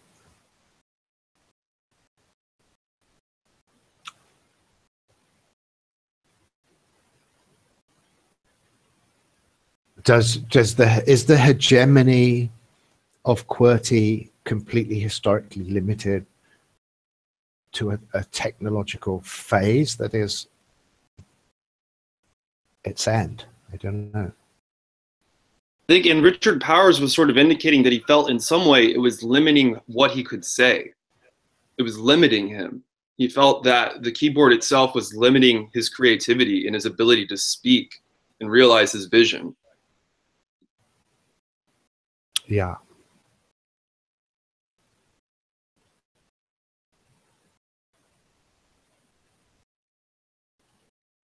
I mean, this whole axis of, as I say, it's a whole other dimension to this thing that I sort of feel almost we're likely to come back to, in the sense that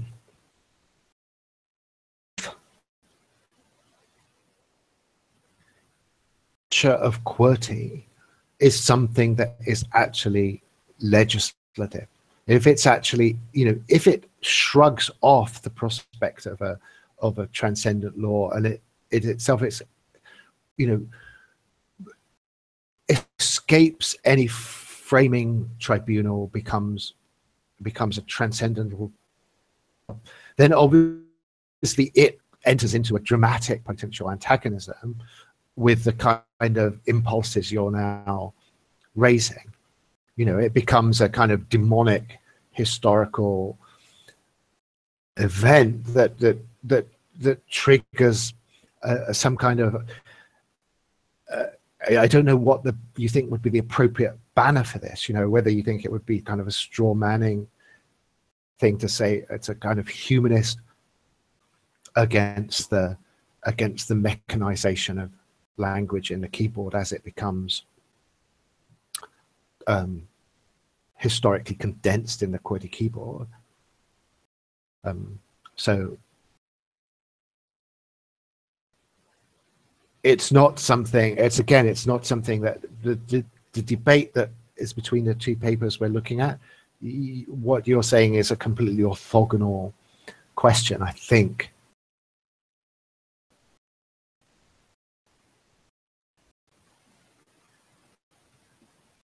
Yeah, I think so too. Yeah, it is an orthogonal question, and I think that it sort of, I think the keyboard itself sort of relegates communication to a certain regime of politics, and it partitions speaking within a specific space and time, within a specific partition of productivity. But yeah, that's something else we probably have to go into some other time. Yeah, I think if it's something you're attached to, I think we can be confident it will come back.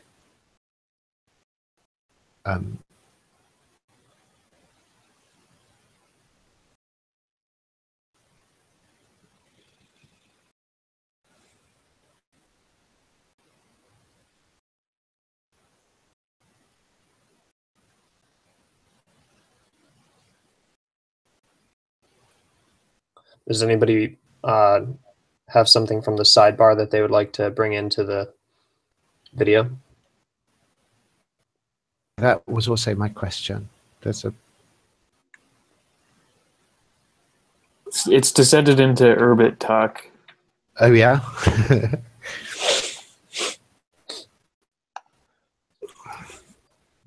I was just posing the question about how you'd think about this in relation to Urbit, because it seems like that project is trying to do exactly what this dynamic that we're talking about is prohibiting, and that's a complete regrounding of the internet. And I mean, Jeremy's made some really good points actually in terms of these dynamics. The bigger risk you take, the bigger the payoff. But it still seems to me like the internet that we have is so entrenched, more so than the QWERTY system, in its suboptimal state. And it's more universally used, that it seems kind of unbelievable that that kind of displacement of the dynamics that we already have will happen. So, right. I mean, I know you mentioned Bitcoin too really early on as a kind of example of this actually happening. So, I mean, this is just the discussion that we've been having. But it seems to me, I mean, some of the ways that Yavin talks about NOC is as an objectively optimal system, an optimal language. And that is, you know, the kind of reason why it should displace the systems that we have. And, you know, the market will decide, right? But is that kind of, within the terms of this particular discussion, an example of trying to inject an idea of a transcendent a value as this kind of like simplicity equals optimality? Yeah. Argument that he makes. No, I think that's a really extremely relevant question to ask. And always my problem with him is I think that he does have this, you know, for instance, he makes a very sort of theatrical dismissal of the common law tradition, all of these kind of spontaneously systems he says he wants to sweep aside. He has a certain kind of imaginary sort of despotic, rational planner that he thinks, you know,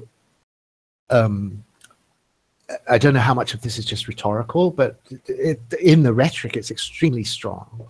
This kind of vision for sure. And I agree that it's definitely there in the rhetoric around the whole Urbit system,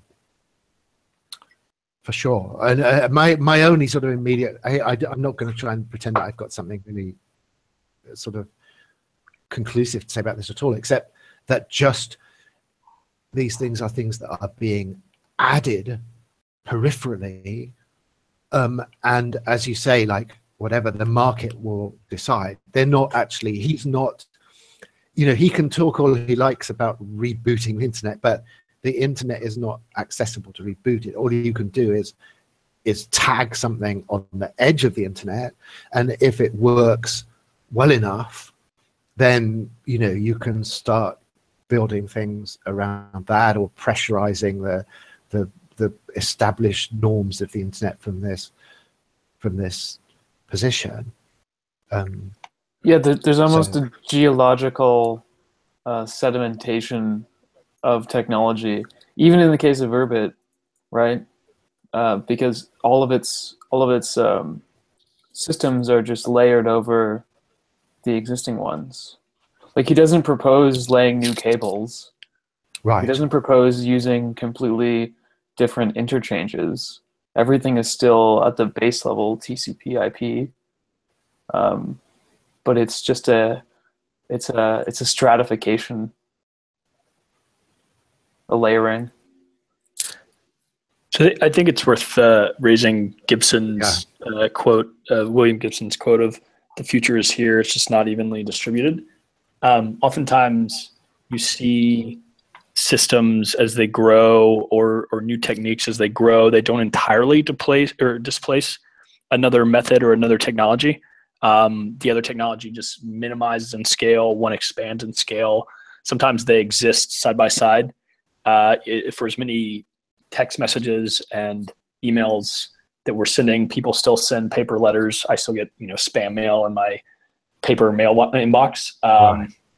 So there are these layers of technologies that, and I think it's worth discussing how technologies can exist side by side versus completely displacing something. Yes. No, it is interesting, and I think there probably is the need for some sort of typology of standards like this. I mean, the thing that to me makes QWERTY especially interesting is that it has such extraordinary hegemony. I think there are a few things to me that obviously exceed it. I mean, decimal numeracy is one. Like the Hindu Arab numerals, as they're called. There are places, I guess, where they're not used, but they have been just like this complete sweep. And QWERTY is really close to that. I mean, it's, I know different countries have some minor keyboard and all of these kind of things, but it's like there's a certain sense in which the standardization of QWERTY exceeds that even of these extraordinarily deeply rooted technological infrastructures, partly because it is, in a sense, cultural. It's not actually, I mean, it's installed in hardware every time someone stamps out a keyboard, but it's not that the standard inheres, as we going right back to the start of this whole session, the standard doesn't inhere in the fact that people have made investments in certain types of hardware production that is locking it in. It inheres in the fact that it's become a cultural convention.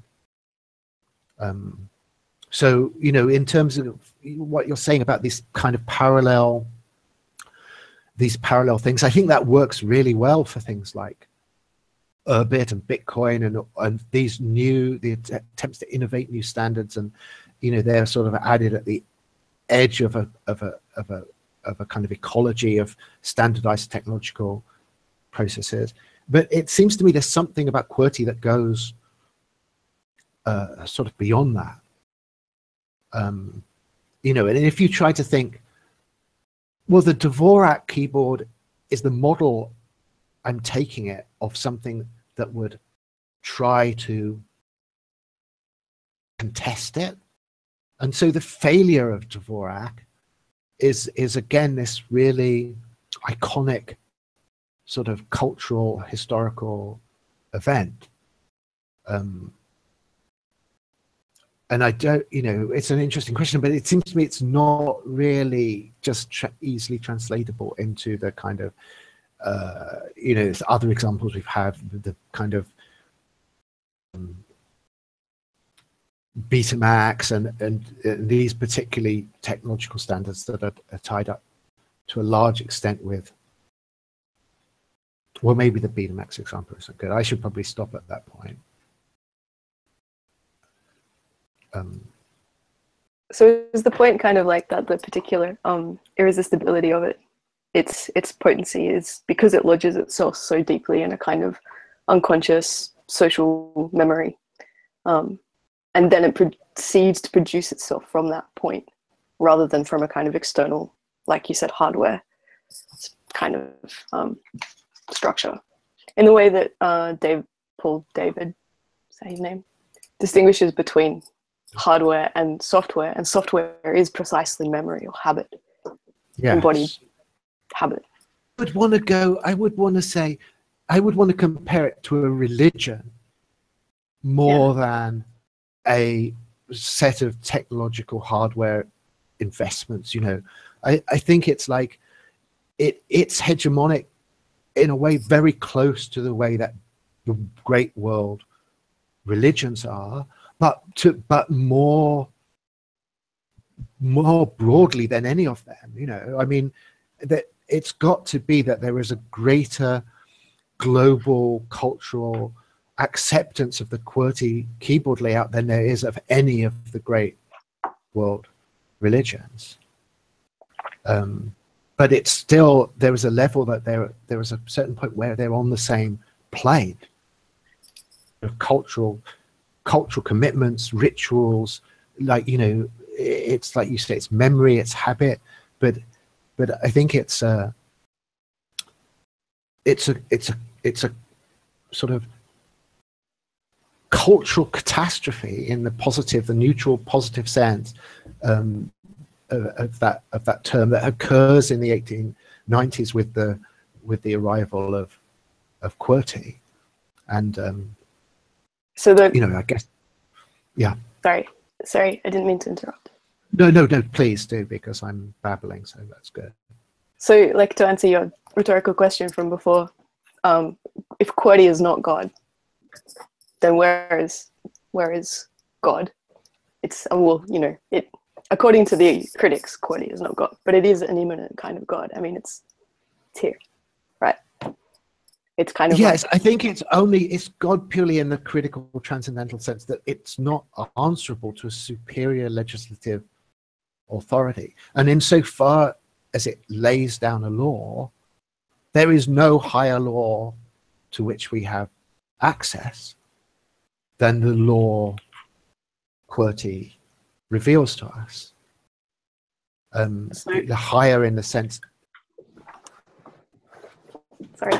Well, is that the case, or is it still subject to, in a sense, an economic law that it is, with sufficient resources, overturnable? Well, I don't know. I mean, is it?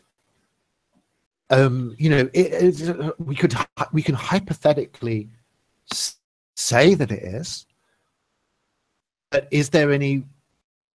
Do we really have any strong reason to think that QWERTY is less than an absolute planetary destiny? You know, that, I mean, what would overturn it? Some alternative arrangement that would just be backed by massive amounts of capital and entrepreneurial enthusiasm. I mean, in a way, the whole of this QWERTY debate is tied up with the practicality of that, isn't it? And mm-hmm. David's whole, you know, use of the Dvorak thing is to say, look, turn something. If you could overturn QWERTY by pure sort of economic rationality, then we wouldn't have QWERTY. In his argument. Well, right, but that argument might just be false, just because he's not accounting for. Again, he's looking at there's one function for a keyboard. Yes, sure. And so, in your previous argument, those factors that you invoked as having sort of a dignity that was to be respected alongside the narrow ones to do with typing speed or whatever, are all slave to the entrenchment of QWERTY, aren't they? I mean, is there a conceivable a conceivable scenario in which those other drivers would somehow detach themselves from the entrenchment of QWERTY and start taking things in another direction? Well, I wonder, you know, to be honest, I haven't thought a ton about that, but just different input modalities, though, might recommend different layouts, whether or not they're used with your fingers or not. So you could go away from the very idea of a keyboard.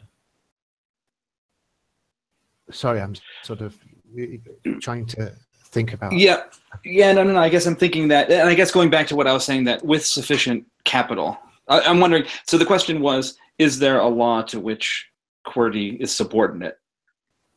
Yes. And my only suggestion was perhaps the laws of just the economics laws themselves would have some kind of reign over QWERTY, only because conceivably, if you were to design some compelling interface that was not with your fingers, QWERTY would, again, it's hypothetical, but would cease to dominate.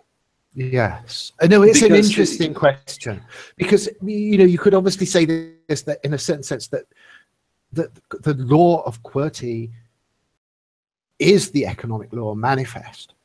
You know, I mean that's really what the protest of this is, isn't it? David's protest is, you know, that we have QWERTY because of a certain market-oriented model of economic process and production has expressed itself through the dominion of QWERTY. And so the criticism of QWERTY becomes this much more wide-ranging criticism of a certain type of economic process. So it's not in a way, yes, but doesn't that in a way make, you know, the economic process is in a way imminent to the triumph of QWERTY, isn't it? It's like it's expressed through the triumph of QWERTY. It's not really that we can see this economic process or this economic authority in any other way.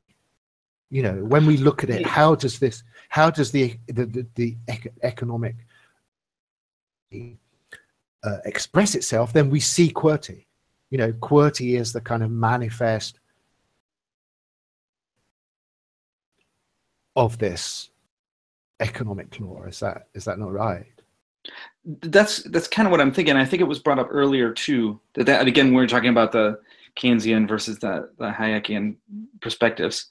It was brought up earlier that one of the problems with that kind of line would be that everything is a manifestation of that, as long as you define utility broad enough. I'm thinking that was, I mean, for Mises, that was precisely his point, right? Because it was not an empirical science, that it was a tautology.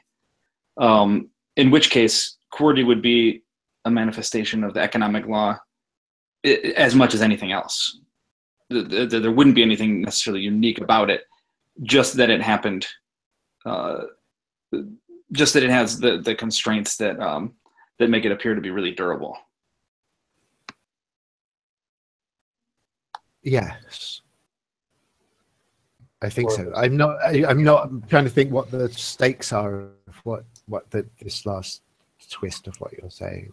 I mean, for these Austrian types, obviously, languages, currencies. There's always a third one, isn't it? I think common law systems. All of these are the kind of manifestation of the process of spontaneous order, and QWERTY would belong among those type of phenomena as a kind of a beneficiary of a kind of outcome of a process of spontaneous order. Well, I guess if it, yeah, sorry, go. Well, no, I guess, and I mean, this maybe not very fruitful, but I'm wondering if what's interesting about QWERTY then, and maybe again, I'm repeating myself, where maybe the David and the Margulis piece are talking about it again in normative terms, is what's unique or interesting about QWERTY that it is dominant, or that it has some kind of relationship to a transcendental standard. So if we jettison the idea that there's any transcendental standard, then is the issue just impressiveness of the scale and how embedded it is, as opposed to as opposed to the fact that what's interesting is its scale and that it's suboptimal. So in other words, if we completely reject the idea that it is either optimal or not, that it's just descriptive, it just is what it is, then that, which it seems like that's not what David and Margulies are talking about. But then is what's interesting about QWERTY just that it's attained this pervasiveness, but independent of whether or not it's pervasive and good or pervasive and suboptimal. Right. Yes. I mean, I'd be reluctant to say it's just because it's pervasive, but I'd be inclined to turn that around and say, because of the fact that it is a manifest cultural destiny, that that is the reason why we would then be interested in further examination of its properties and its characteristics. And you know, it's like, I mean, I'm sort of jumping ahead a little bit here to stuff that I was kind of I wanted to talk about mostly in the second module of this thing, but it's in various sort of kind of occult traditions where you say, you know, the classic example, more than the Greek alphabet, the Hebrew alphabet, you know, the specific characteristics of the Hebrew alphabet, the particular numerical values given to a particular sign, these kind of arbitrary features of a particular cultural system. And you say, well, you know, why should we be interested in that? What kind of, you know, what claim to our attention and fascination do these arbitrary structures have on us? And the kind of sort of overt answer to that obviously is then a theological answer. Oh, you know, like God is speaking to us through this system, and we should trust it for various reasons to be some kind of transmission channel for divine revelation, and that's why it's important and interesting to us. And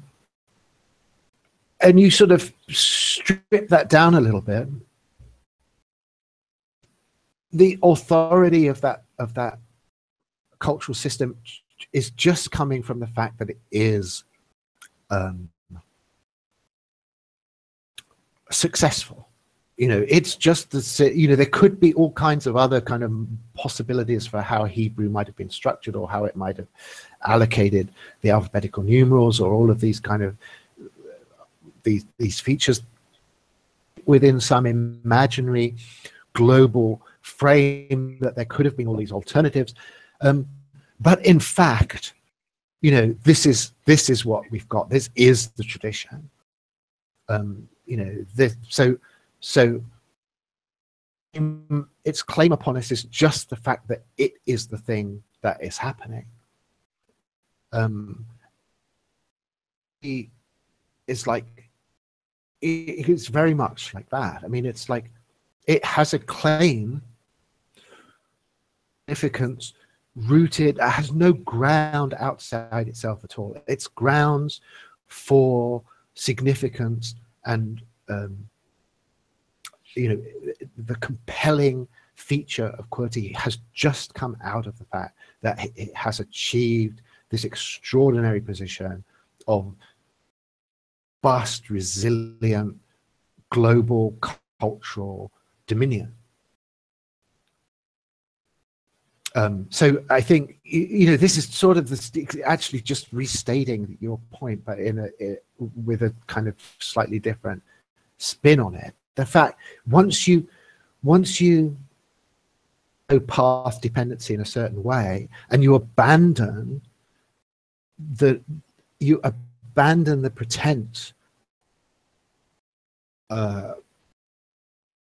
to be making path dependency an object from some position of transcendent evaluation, then the path that has happened is just intrinsically, immanently authoritative. It's authoritative just because it is the thing that has made itself occur. And there's no appeal to anything beyond that. You know, these hypothetical alternative outcomes are alternative outcomes. And you only have access to them through these, in a way, fantastic, delusive constructs that make it seem to you that you're able to achieve this position of kind of superiority over the actual historical outcome.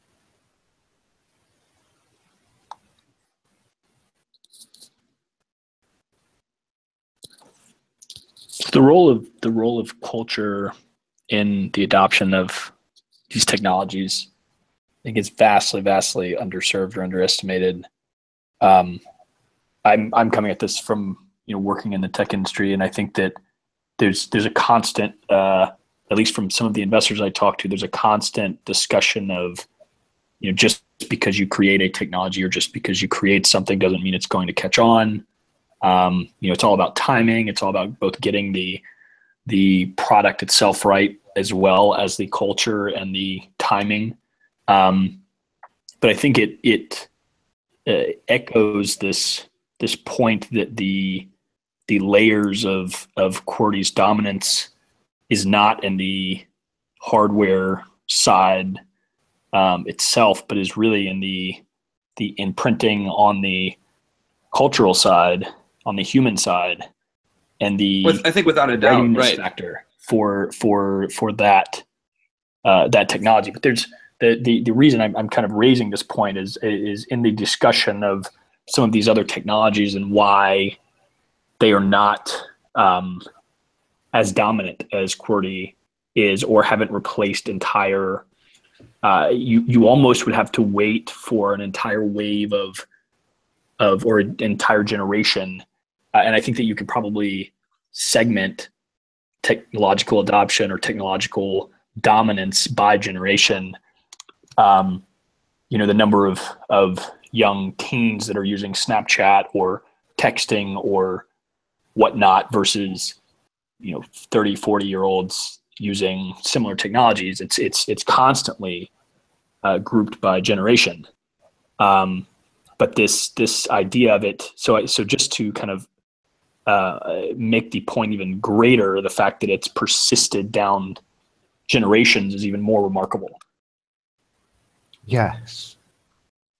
I mean, on this thing, it's about 120 years old, I think, isn't it? If we accept David's judgment about when it locked in.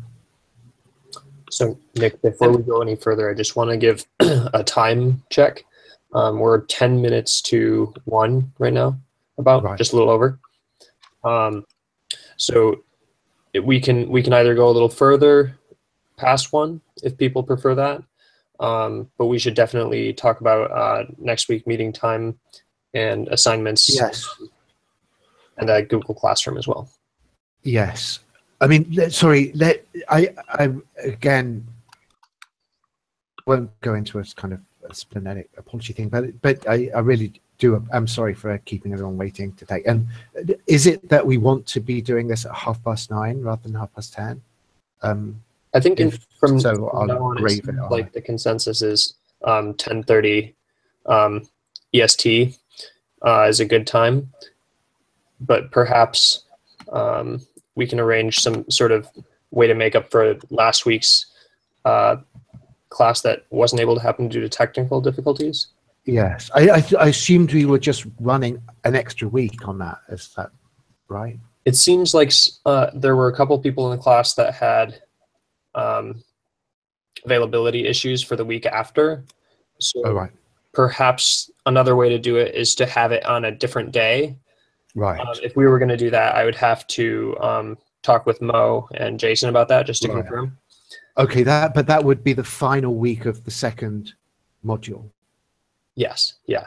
Okay, I might also have some rescheduling issues with that one. It's true, but I definitely would treat it, if it's okay with everyone else, treat the default thing that we will be having that week and shunt it along, and we just have to get sorted what's a good day for that final session.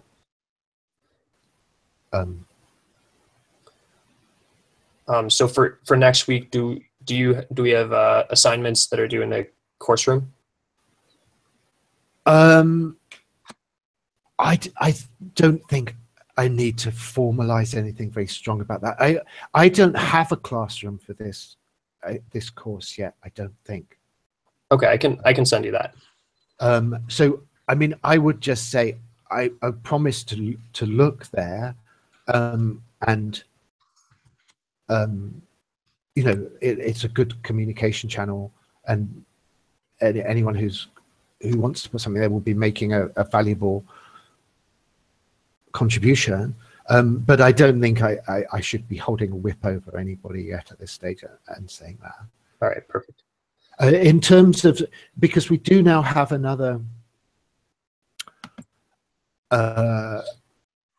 we have an extra week in this module because of the disaster last time, and so I'm assuming, in terms of what we said last time, we could probably spend another week on similar terrain that we've been on today. Like, I think if I throw in right away, I think I've already put the link to that Krugman article. I think it's quite good.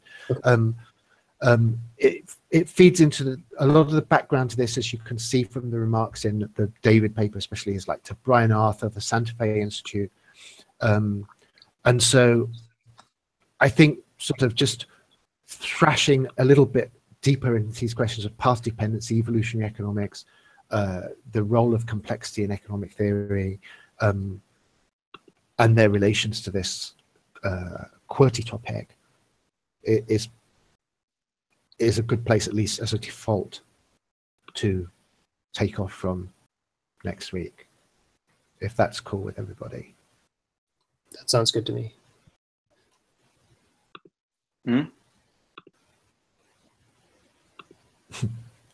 Is everyone? There's the sidebars sort of blowing up right now. Yeah, that's great. It's become slightly cryptic, actually, if you're not following it. So it becomes a standard for the class.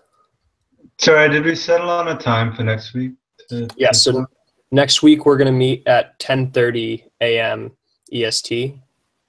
Now, is that my 10:30? You know, I think actually, you're in Shanghai. Shanghai? Let me just double check. Likes to say, is it the time I actually turned up or the time I should have turned up? Today you showed up at 10:30. Right. Okay. And so that would, if I did the same thing next week, it would be okay, or should I be trying? Well, yes. When's the daylight savings in Eastern time? That's November 6th. Oh, gotcha. Okay. So let me just. That's actually the day after our class. So then the next week after that would be the 12th is when we'll have the time shift, but we won't have to deal with that next week. Great. Does anybody else have any questions? I'm not following the sidebar right now.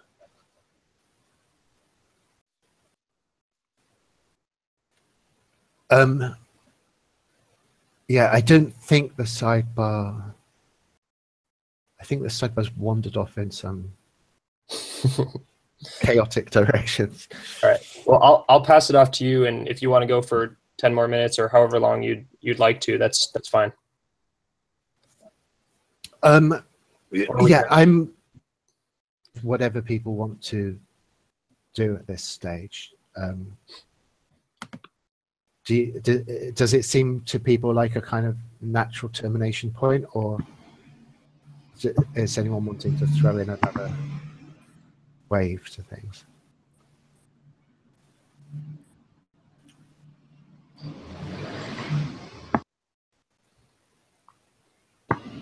I'm happy to go on with things. Do you want to offer a starting point of where we should hop back in?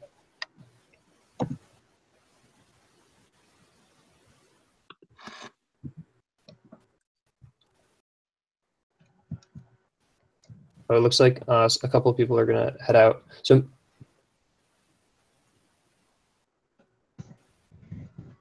yes. Honestly, I think it might be okay if no one's feeling that they're being shut off right now.